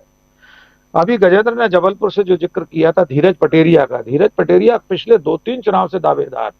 वो जमीनी नेता है, युवा मोर्चे के प्रदेश अध्यक्ष रहे हैं, पूरे प्रदेश में युवाओं के बीच का एक चर्चित चेहरा है, लेकिन हर बार उन्हें टिकट से वंचित कर दिया जाता है। तो मुझे ऐसा लग रहा है कि इस बार का चुनाव बीजेपी को और कठिन बनाता जा रहा है। लगातार हर दिन उसकी चुनौती बढ़ती जा रही है। जबलपुर की घटना बहुत छोटी घटना नहीं है, इसका तो ऊपर तक केंद्रीय गृह मंत्रालय, प्रधानमंत्री कार्यालय तक इसको बहुत संवेदनशीलता के साथ लिया जाएगा। उनके गनमैन के साथ हाथापाई हुई है, बाकायदा वो पिस्तौल निकाल। पाठक, आपसे जरा समझना चाहता हूं, जयभान सिंह पवैया भी उधर ग्वालियर से टिकट मांग रहे थे, उनकी क्या खबर है? देखिए, जयभान सिंह पवैया चूंकि संघ से जुड़े हुए हैं, संघ की परंपरा से आते हैं, वे शायद इस तरह की बगावत नहीं करेंगे। अंदर खाने हो सकता है वे कोई ऐसा बेतरगात करने की कोशिश करें, लेकिन मुझे नहीं लगता वे खुलकर कोई बगावत कर सकेंगे। भारतीय जनता पार्टी में उनके साथ क्या दशा और दिशा इस वक्त होगी, आप कल्पना कीजिए कि जयभान सिंह पवैया महल विरोधी राजनीति के सबसे प्रमुख केंद्र थे। माधवराव सिंधिया को बहुत कड़ी चुनौती उन्होंने लोकसभा चुनाव में दी थी, और उसके बाद जो आखिरी माधवराव सिंधिया का चुनाव था ग्वालियर से, वो मात्र 20-22 हजार वोटों से जीते थे और सामने पवैया थे। उसके बाद ही वे गुना शिवपुरी चले गए माधवराव सिंधिया और लौटकर ग्वालियर नहीं आए। बाद के चुनाव उन्होंने वहां से लड़े।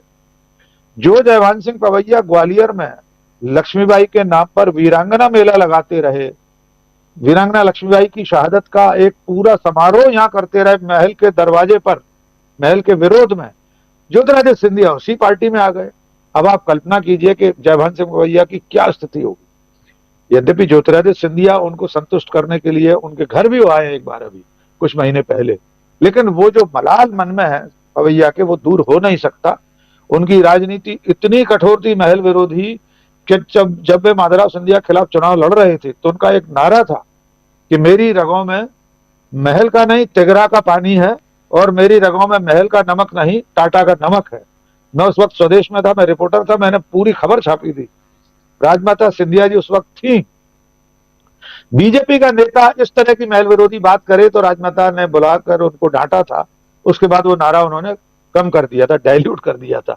लेकिन जयभान सिंह पवैया आज अपने राजनीतिक और सार्वजनिक जीवन के सबसे कठिन दौर में से गुजर रहे होंगे, क्योंकि वे उस पार्टी में है जिसका वे आजीवन विरोध करते रहे। ज्योतिरादित्य सिंधिया के खिलाफ अब वे बोल नहीं सकते कुछ भी, क्योंकि सिंधिया मोदी की सरकार में मंत्री हैं। लेकिन अभी उनके व्यवहार के बारे में 1-2 दिन में पता चलेगा। उनका टिकट जहां से ग्वालियर से वे विधायक बनते थे वहां प्रद्युम्न सिंह तोमर है, उपचुनाव में उनको दोबारा टिकट मिला है।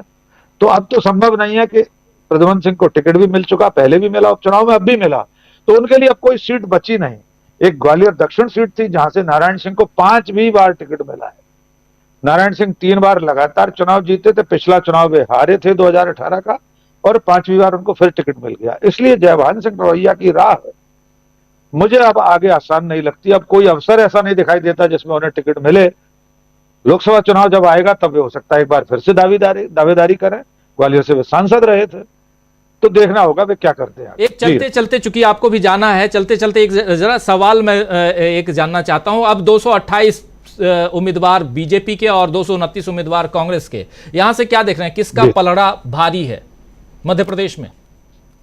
देखिए, मध्य प्रदेश में जो पलड़ा शुरू से, और मैं उसको मानूंगा, अगर हमें कोई टर्निंग पॉइंट देखना हो, कोई प्रस्थान बिंदु देखना हो कांग्रेस का, तो आप कर्नाटक चुनाव की मतगणना के दिन को कांग्रेस के लिए मध्य प्रदेश का प्रस्थान बिंदु मान सकते हैं, यानी उसके आगमन का और बीजेपी के प्रस्थान का बिंदु। उस दिन यह तय हो गया था कि मध्य प्रदेश में कर्नाटक जैसा ही परिदृश्य होगा चुनाव का। मध्य प्रदेश में कांग्रेस उसी तरह से चुनाव लड़ेगी जैसे कर्नाटक में लड़ रही थी, भ्रष्टाचार के मुद्दे पर लड़ेगी। कांग्रेस कहीं भी डेविएट नहीं हो रही है, उसका विचलन बिल्कुल नहीं हो रहा। बीजेपी खूब सनातन की बात करे, हिंदुत्व के खतरे की बात करे, कांग्रेस अपनी बात पर अड़ी हुई है। 40% पे सीएम कर्नाटक में था, यहां उसके अगले दिन 50% पे सीएम शिवराज सिंह को बताया जाने लगा। तो मैं ये मान रहा हूं कि उस दिन से अभी तक जो कांग्रेस का टेम्पो बना हुआ था, जिसकी पुष्टि देश का मुख्य धारा का मीडिया भी, जो तथाकथित गोदी मीडिया कहलाता है, उसको भी करनी पड़ती है। एबीपीसी वोटर भी, यशवंत देशमुख, हम जानते हैं कौन है, उनका क्या पारिवारिक पृष्ठभूमि है, हम उन पर कोई आरोप नहीं लगा रहे, लेकिन हम जानते हैं उनके सर्वे किस तरह से होते हैं। उन्हें भी 129 135 सीटें कांग्रेस को बतानी पड़ रही हैं। तो आज भी हम मान लेते हैं 228 और 229 सीटों के ऐलान के बाद परिस्थितियों में कोई बदलाव नहीं हुआ है। बदलाव अगर हुआ है तो बीजेपी के प्रतिकूल हुआ है, जिसके नजारे अभी आपने स्क्रीन पर डीवी लाइव ने दिखा दिए, और ये असंतोष बढ़ने वाला है। ये फायर फाइटिंग बीजेपी के लिए बड़ी चुनौती होगी, क्योंकि कमान मोदी शाह के हाथ में है। शिवराज सिंह तो उनके ऊपर धर देंगे कि मुझे तो आपने साइड लाइन कर रखा था, आपने सिर्फ चिट्ठी को बता दिया, मोदी जी ने ले नहीं रहे, शिवराज सिंह का आज तक नाम नहीं लिया मोदी जी ने।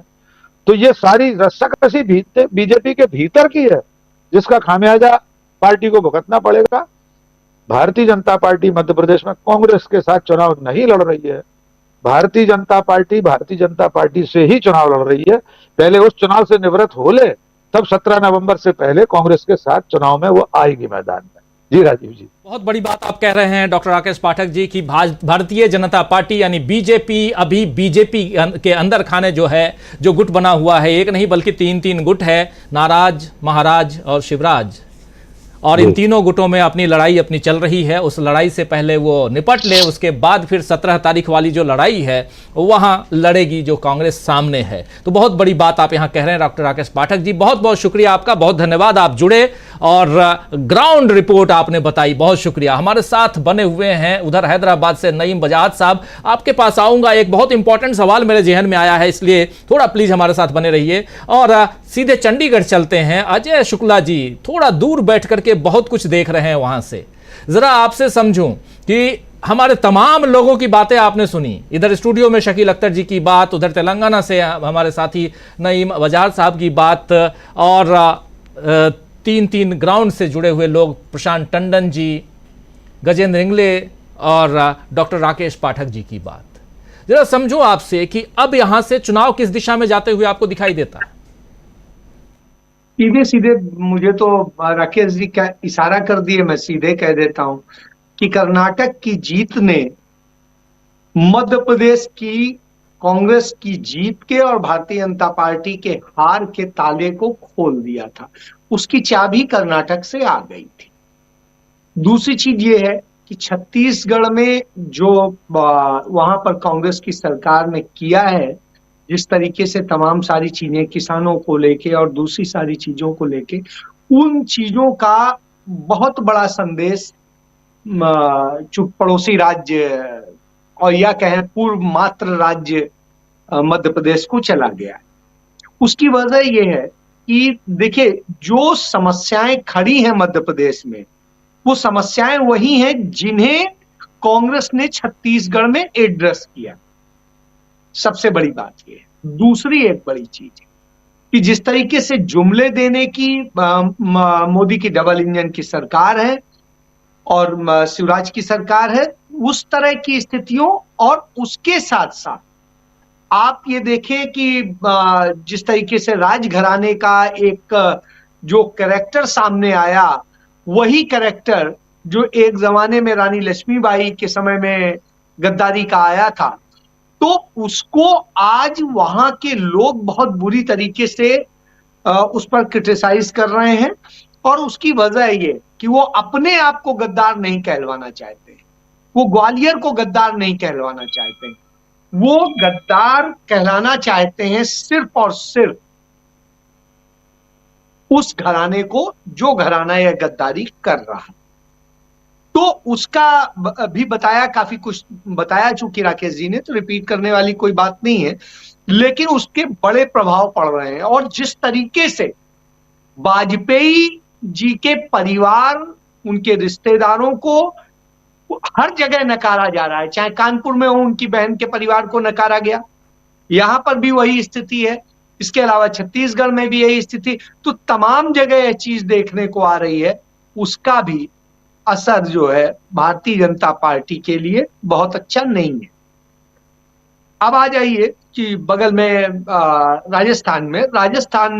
राजस्थान की कांग्रेस सरकार ने जिस तरीके से वहां पर 25 लाख का स्वास्थ्य बीमा दिया और तमाम सारी योजनाएं दी, गरीबी उन्मूलन को लेकर के जिस तरीके से एक प्रोग्राम चला, वो सारी चीजें यहां पर बहुत अच्छा असर छोड़ रही हैं।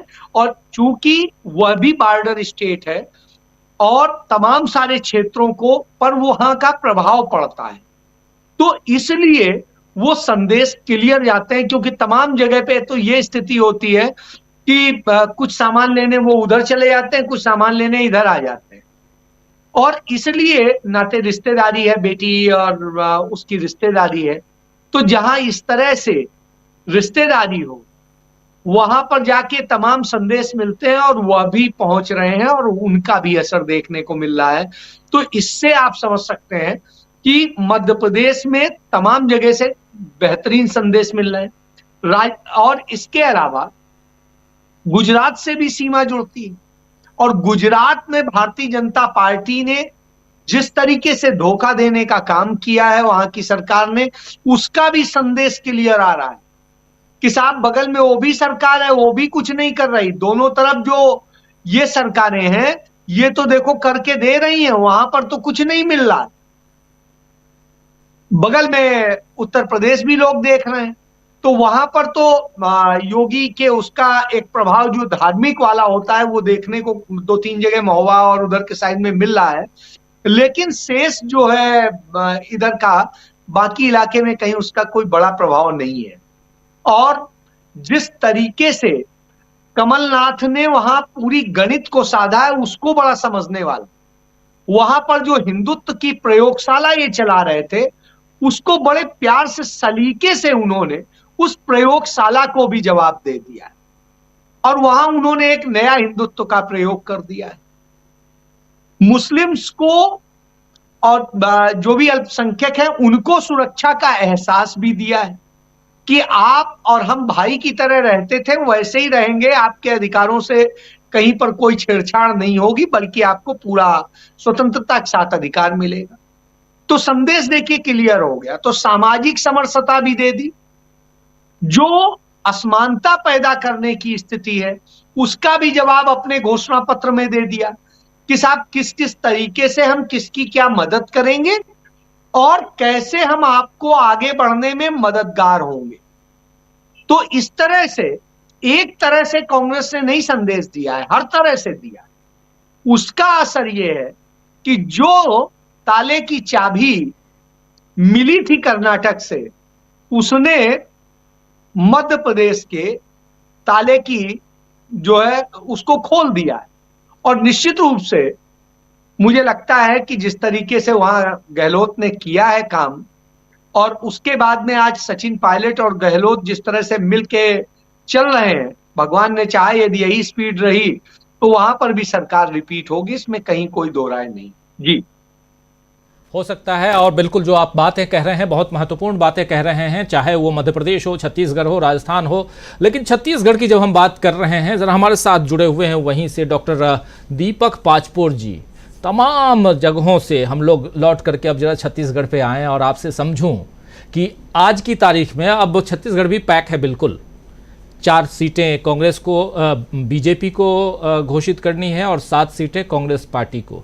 90 सीटों की विधानसभा है, बहुत बड़ी विधानसभा नहीं, लेकिन आज की तारीख में 71 सीटें, 90 में से 71 सीट्स बीजेपी नहीं बल्कि कांग्रेस के पास है, और बीजेपी 13 सीटों पे सिमटी हुई, 13 सीट्स ओनली। तो जरा अब वहां से क्या कुछ दिखाई देता है। भूपेश बघेल इस पूरे 5 राज्यों के चुनाव में सबसे मजबूत दावेदार नजर आते हैं क्या, ऐसा माना जाए? और ऐसा है तो क्या इसका असर दूसरे राज्यों पर पड़ता हुआ दिखाई दे रहा है? बगल में तेलंगाना भी है और बगल में ही मध्य प्रदेश भी है।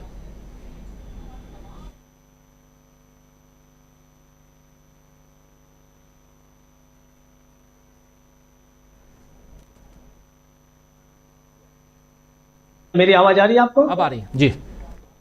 जी,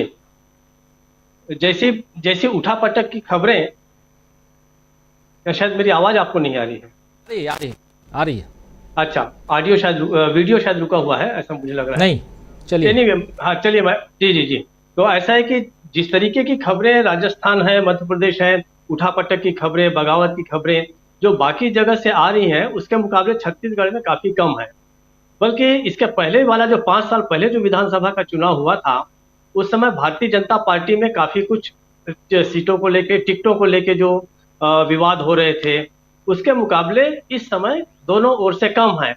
ऐसा नहीं कि नहीं है, लेकिन अब दूसरा हो गया कि यहाँ पर दोनों ही खेमों में, मुख्य रूप से आपको पता है कि कांग्रेस और भारतीय जनता पार्टी दो ही आमने सामने है, यानी 2 ध्रुवी लड़ाई है यहाँ पर। तो दोनों जगह से जितना कुछ होना था वो लगभग हो चुका है, और गिनती की कुछ ही सीटें हैं। जैसा आपने बताया कि कांग्रेस और भारतीय जनता पार्टी की लगभग सारी सीटों के नामों की घोषणा हो गई है, और 4 और 7 जो है वो इतने बचे हुए हैं क्रमशः।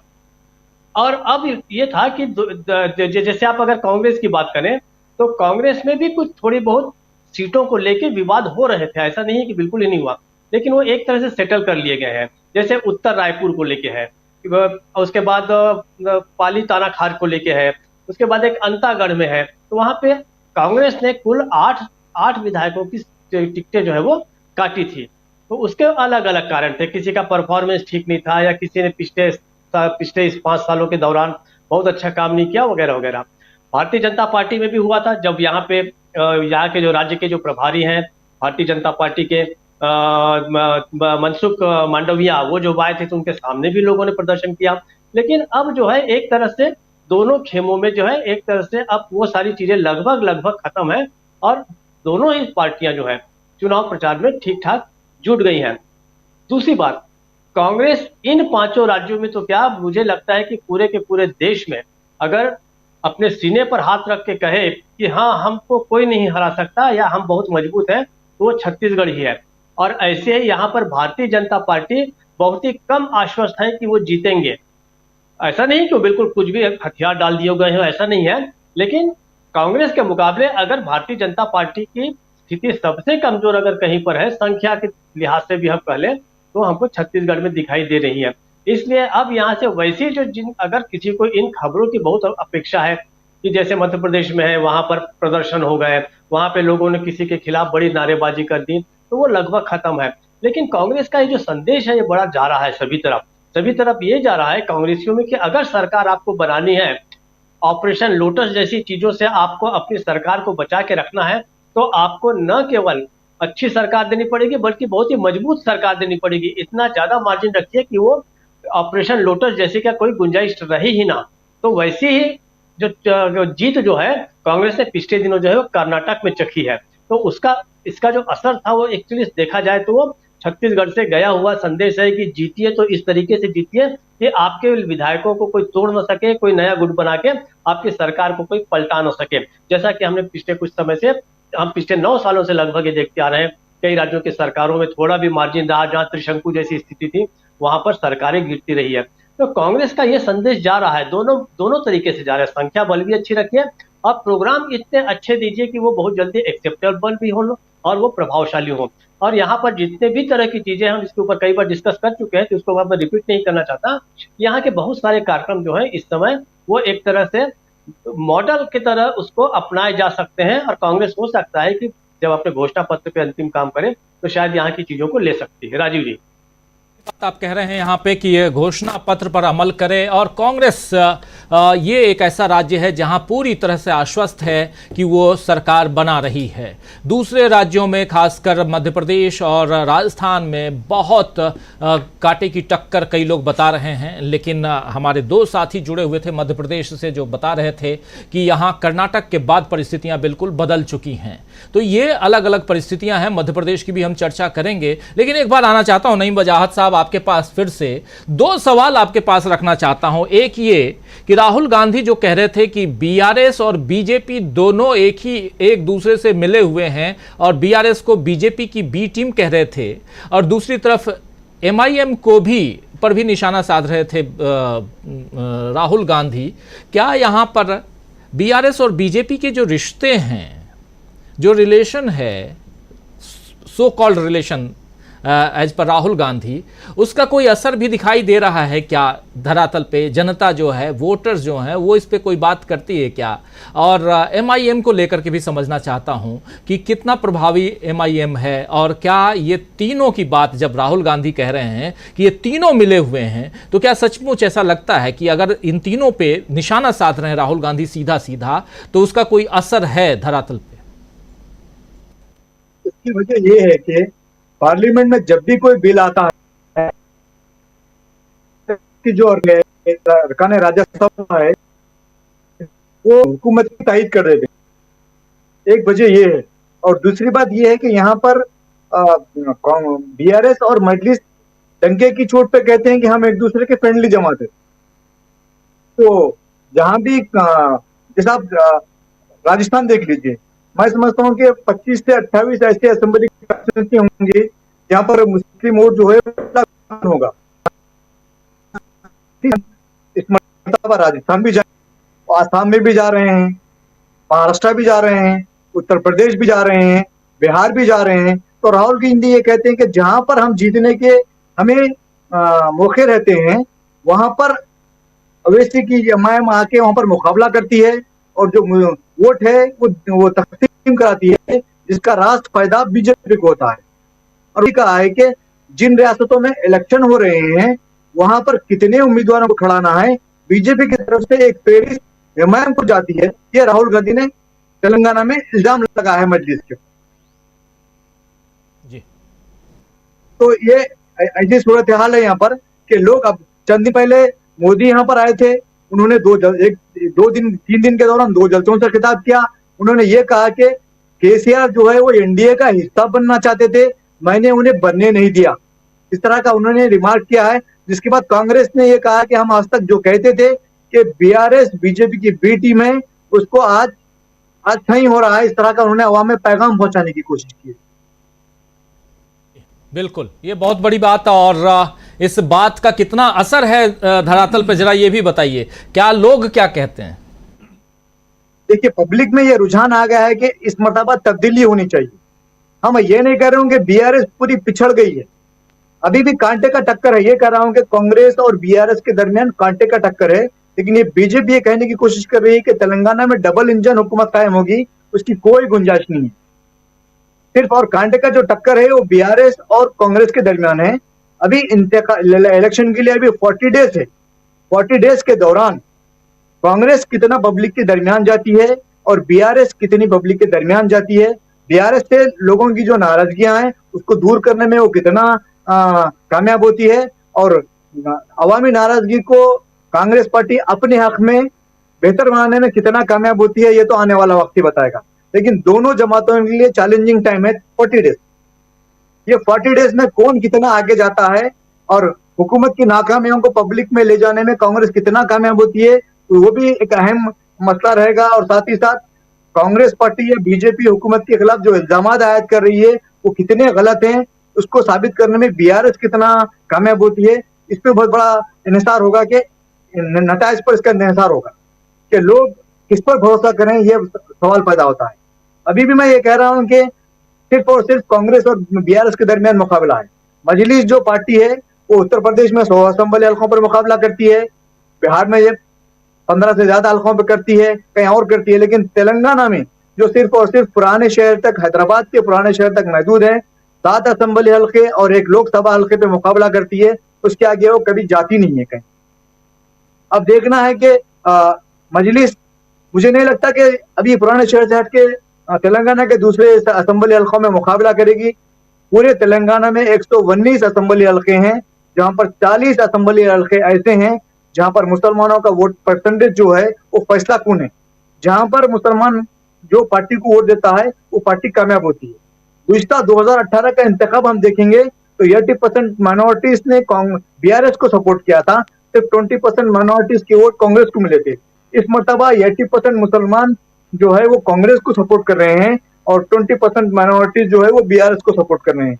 रही बात बीजेपी जो बीसी तबके की, बीसी तबके का 55% वोट परसेंटेज है यहाँ पर, लेकिन बीसी जो तबका है वो हुकूमत से थोड़ा नाराज है। इसके अलावा बीसी तबके में एक बड़ी तबका है मुदिराज तबके को बीआरएस पार्टी ने एक भी टिकट नहीं दिया है, जिस पर उन लोगों ने बहुत नाराजगी का इजहार किया है। तो जैसे सरकारी एम्प्लॉइज भी है, गवर्नमेंट एम्प्लॉइज है, उन्हें भी हुकूमत से कुछ शिकायतें हैं और अवाम को भी कुछ शिकायतें हैं। बीआरएस हुकूमत ने जो वादे किए थे वो वादे भी पूरे नहीं किए हैं, जिससे लोगों में थोड़ी नाराजगी देखी जा रही है। बीआरएस कोशिश कर रही है कि नाराजगियों को दूर करने के लिए पब्लिक के लिए मुख्तलिफ स्कीमात का ऐलान करें और पब्लिक से करीब होने की कोशिश करें, लेकिन कांग्रेस ने कर्नाटक में जिस तरह 5 गारंटीज का ऐलान किया था, तेलंगाना में 6 गारंटीज का ऐलान किया है, जिसका पब्लिक में पॉजिटिव मैसेज पहुंचा है। 500 रुपए में पकवान गैस का ऐलान किया है, जिसके बाद बीआरएस ने भी 400 रुपए में राशन कार्ड होल्डर्स को पकवान गैस देने का ऐलान किया है। कांग्रेस ने 10 लाख रुपए तक मेडिकल इलाज मुफ्त कराने का ऐलान किया है, तो बीआरएस ने 15 लाख रुपए का ऐलान किया है। उसी तरह बीआरएस हुकूमत ने गरीब लोगों के लिए 5 लाख इंश्योरेंस का ऐलान किया है। इस तरह दोनों जमातों में अवाम को लुभाने के लिए एक दूसरे पर सबकत ले जाने की कोशिश कर रही है। बीआरएस ने अपना मैनिफेस्टो जारी कर दिया है, लेकिन कांग्रेस अपना मैनिफेस्टो अभी तैयार कर रही है। हो सकता है वो जिस तरह से अपने उम्मीदवारों की फहरिस्त जारी कर देगी फाइनल, उसके बाद अपना मैनिफेस्टो भी जारी करेगी। रही बात बीजेपी की, बीजेपी मुकाबले में रहने का तासुर देने की बराबर कोशिश कर रही है, लेकिन मुझे नहीं लगता कि बीजेपी यहाँ पर ट्रायंगल मुकाबला होगा, सिर्फ कांग्रेस और बीआरएस के दरमियानी मुकाबला होगा। बीजेपी मुकाबले में नहीं रहेगी। हाँ, हो सकता है 8-10 सीटें जीत सकती है।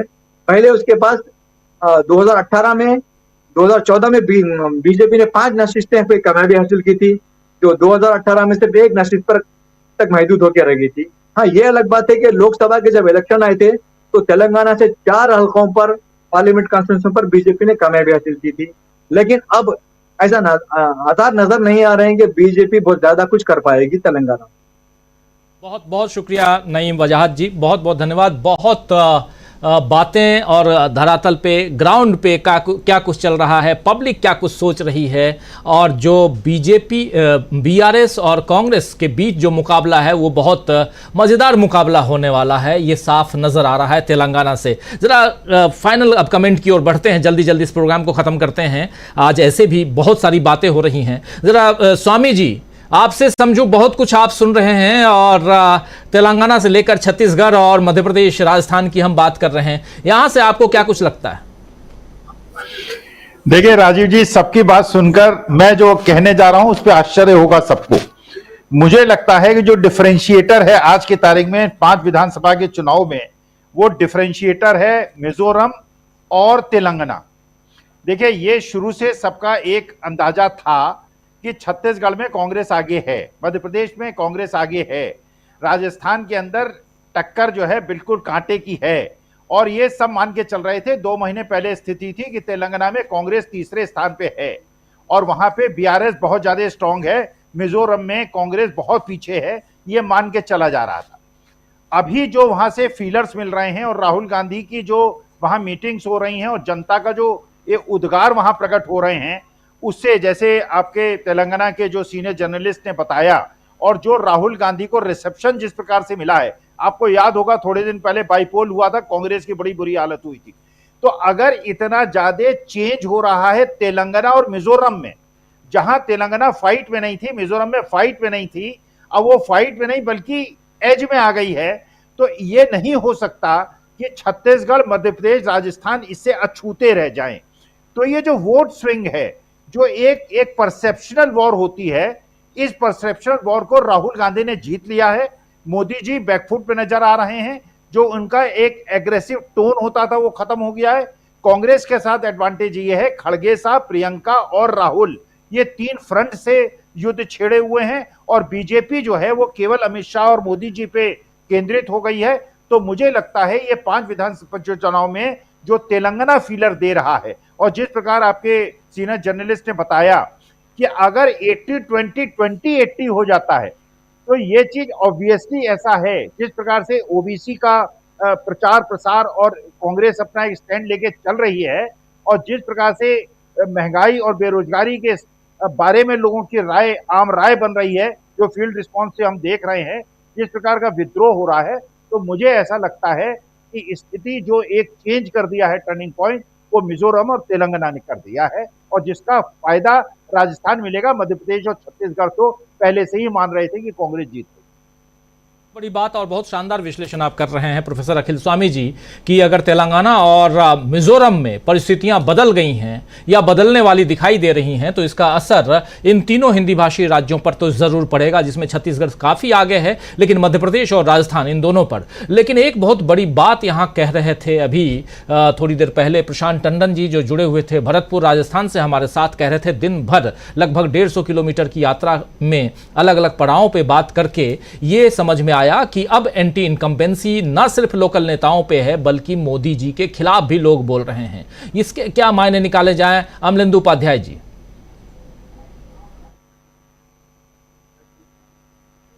इनकम्बेंसी होगी, और मुझे लगता है कि मोदी जी के खिलाफ भी एंटी इनकम्बेंसी बहुत ज्यादा है।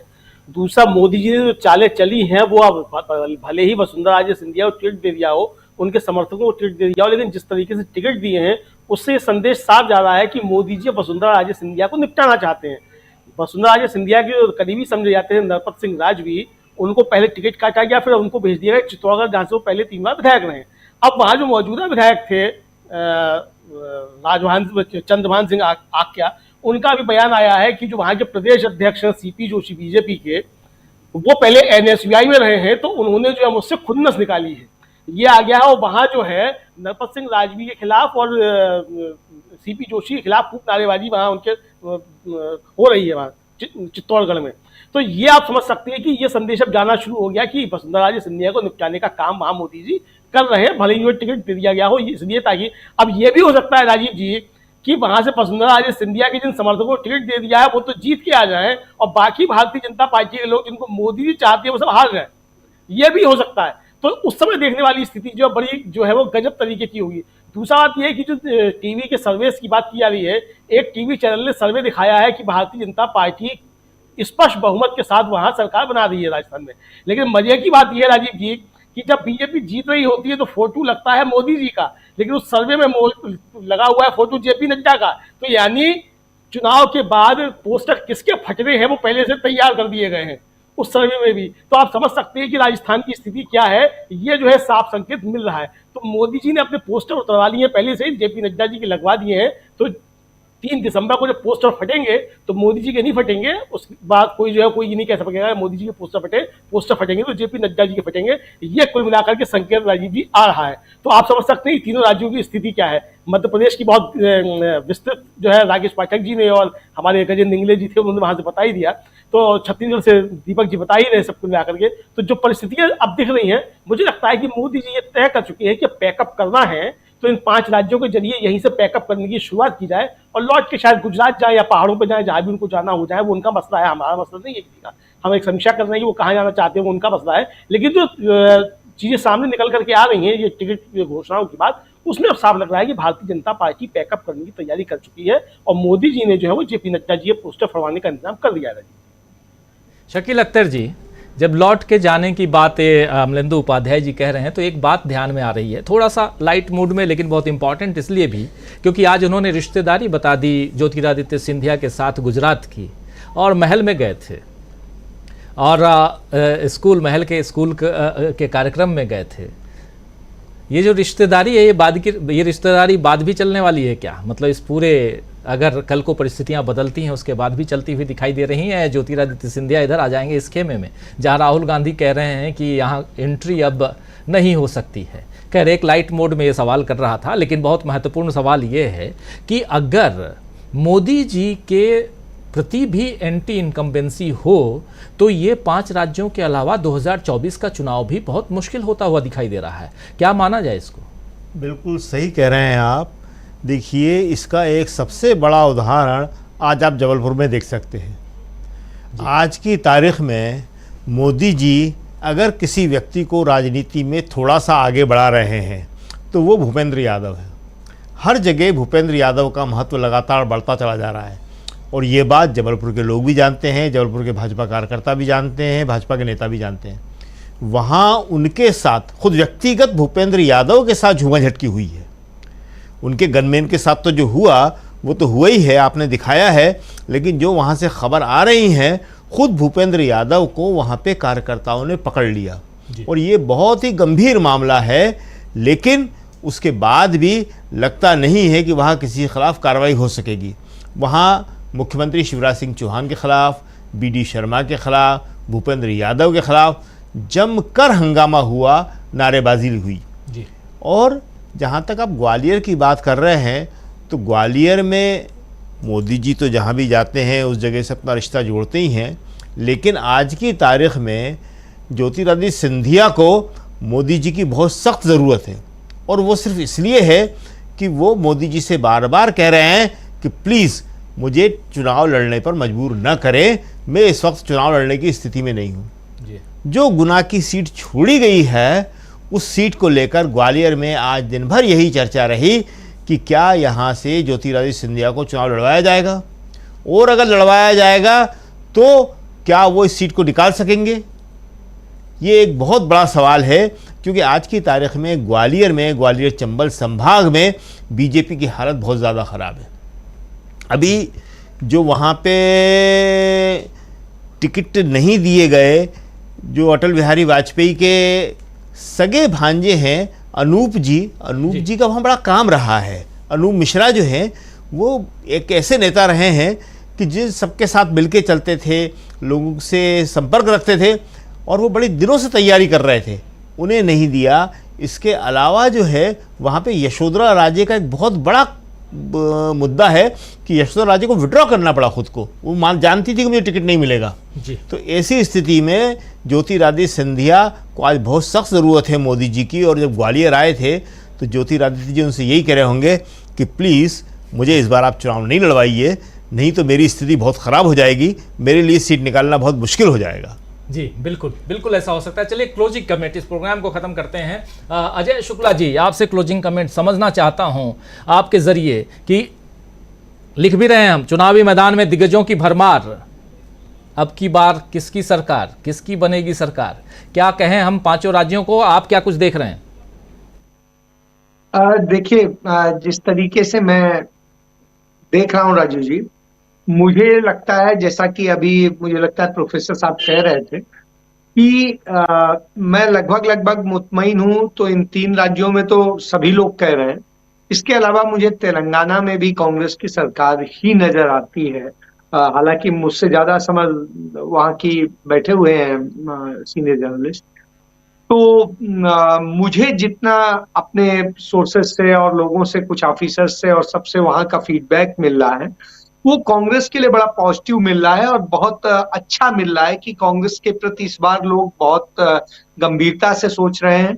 राहुल गांधी की भारत जोड़ो यात्रा का वहां पर असर देखने को मिल रहा है, उसका एक अच्छा संदेश गया है। उसके अलावा जो एंटी इनकम्बेंसी है बीआरएस की, वो बहुत ज्यादा है। नरेंद्र मोदी का जो एक तानाशाहपूर्ण रवैया रहा है और सारी चीजें, उससे पूरा देश तो वाकिफ है ही, तेलंगाना भी उसको महसूस कर रहा है कि उससे कोई फायदा नहीं होने वाला, उनकी कोई जगह नहीं।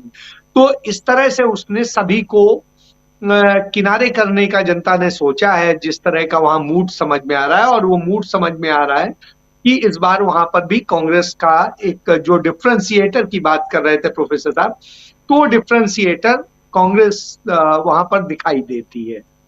मैं मिजोरम के बारे में बहुत ज्यादा नहीं, एक जर्नलिस्ट से ही वहां पर एडिटर हैं, उनसे बात हुई थी। उसके मुताबिक वहां पर चूंकि रीजनल पार्टी है और सबका भी है, तो कांग्रेस भी लड़ रही है। अब किसका क्या कॉम्बिनेशन बनेगा, कैसे बनेगा, वहां पर एक और चीज होती है, केंद्र में जो सत्ता में होता है उसका भी एक प्रभाव होता है, जो बहुत सारी योजनाओं में उनका असर रहता है। तो इसलिए मैं वहां के बारे में तो बहुत मुतमईन नहीं हूं, लेकिन तेलंगाना को लेके मैं लगभग क्लियर महसूस कर रहा हूं। और उसके अलावा 3 राज्यों में जो एक बदलाव की बात होती थी राजस्थान में, वो इस बार उसकी संभावना कम नजर आ रही है, क्योंकि जिस तरीके से भाजपा के अंदर का माहौल है और प्लस कांग्रेस के प्रति लोगों का भाव बदला है और कांग्रेस के लिए बड़ा फेवरेबल है, तो इसलिए राजस्थान में भी नजर आ रही। बाकी मध्य प्रदेश पे बहुत लंबी चर्चा हो ही चुकी है और छत्तीसगढ़ के बारे में दीपक जी बहुत बेहतर बताते रहते हैं, रेगुलर बताते हैं, तो उससे मैं बिल्कुल सहमत हूँ। जी बिल्कुल, 5 राज्य, 5 में से 4 राज्य जो हैं वो कांग्रेस के खाते में, और जैसा कह रहे हैं अजय शुक्ला जी, बहुत महत्वपूर्ण बातें बता रहे हैं। अब मिजोरम में भी परिस्थितियां बहुत बदलती हुई दिखाई दे रही हैं। चुनाव धीरे धीरे सामने आ रहा है और 40 दिन बाकी हैं फाइनल चुनाव में, और फाइनल डे ऑफ इलेक्शन जो है वो तेलंगाना का है।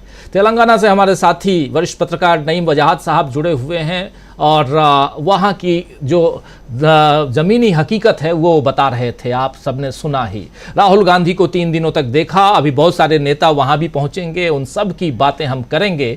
लेकिन उसके अलावा राजस्थान में टिकट आने के बाद जो परिस्थितियाँ बनने वाली हैं या बन रही हैं या बन गई हैं, उस पर भी हम चर्चा करेंगे। ग्राउंड पर उधर प्रशांत टंडन जी पहुंच चुके हैं, मध्य प्रदेश, छत्तीसगढ़, तमाम राज्यों में, और वहां से हम ग्राउंड की रिपोर्ट आप तक पहुंचा ही रहे हैं। आज इस कार्यक्रम को समाप्त करने की इजाज़त चाहता हूं और बहुत शुक्रिया अदा करना चाहता हूं नईम वजाहत साहब आपका, अजय शुक्ला जी आपका बहुत बहुत धन्यवाद, बहुत शुक्रिया, और डॉक्टर दीपक पाचपोर जी, अमलेंदु उपाध्याय जी, इधर स्टूडियो में हमारे साथी शकील अख्तर जी, और साथ में 3 और साथी जुड़े हुए थे, प्रोफेसर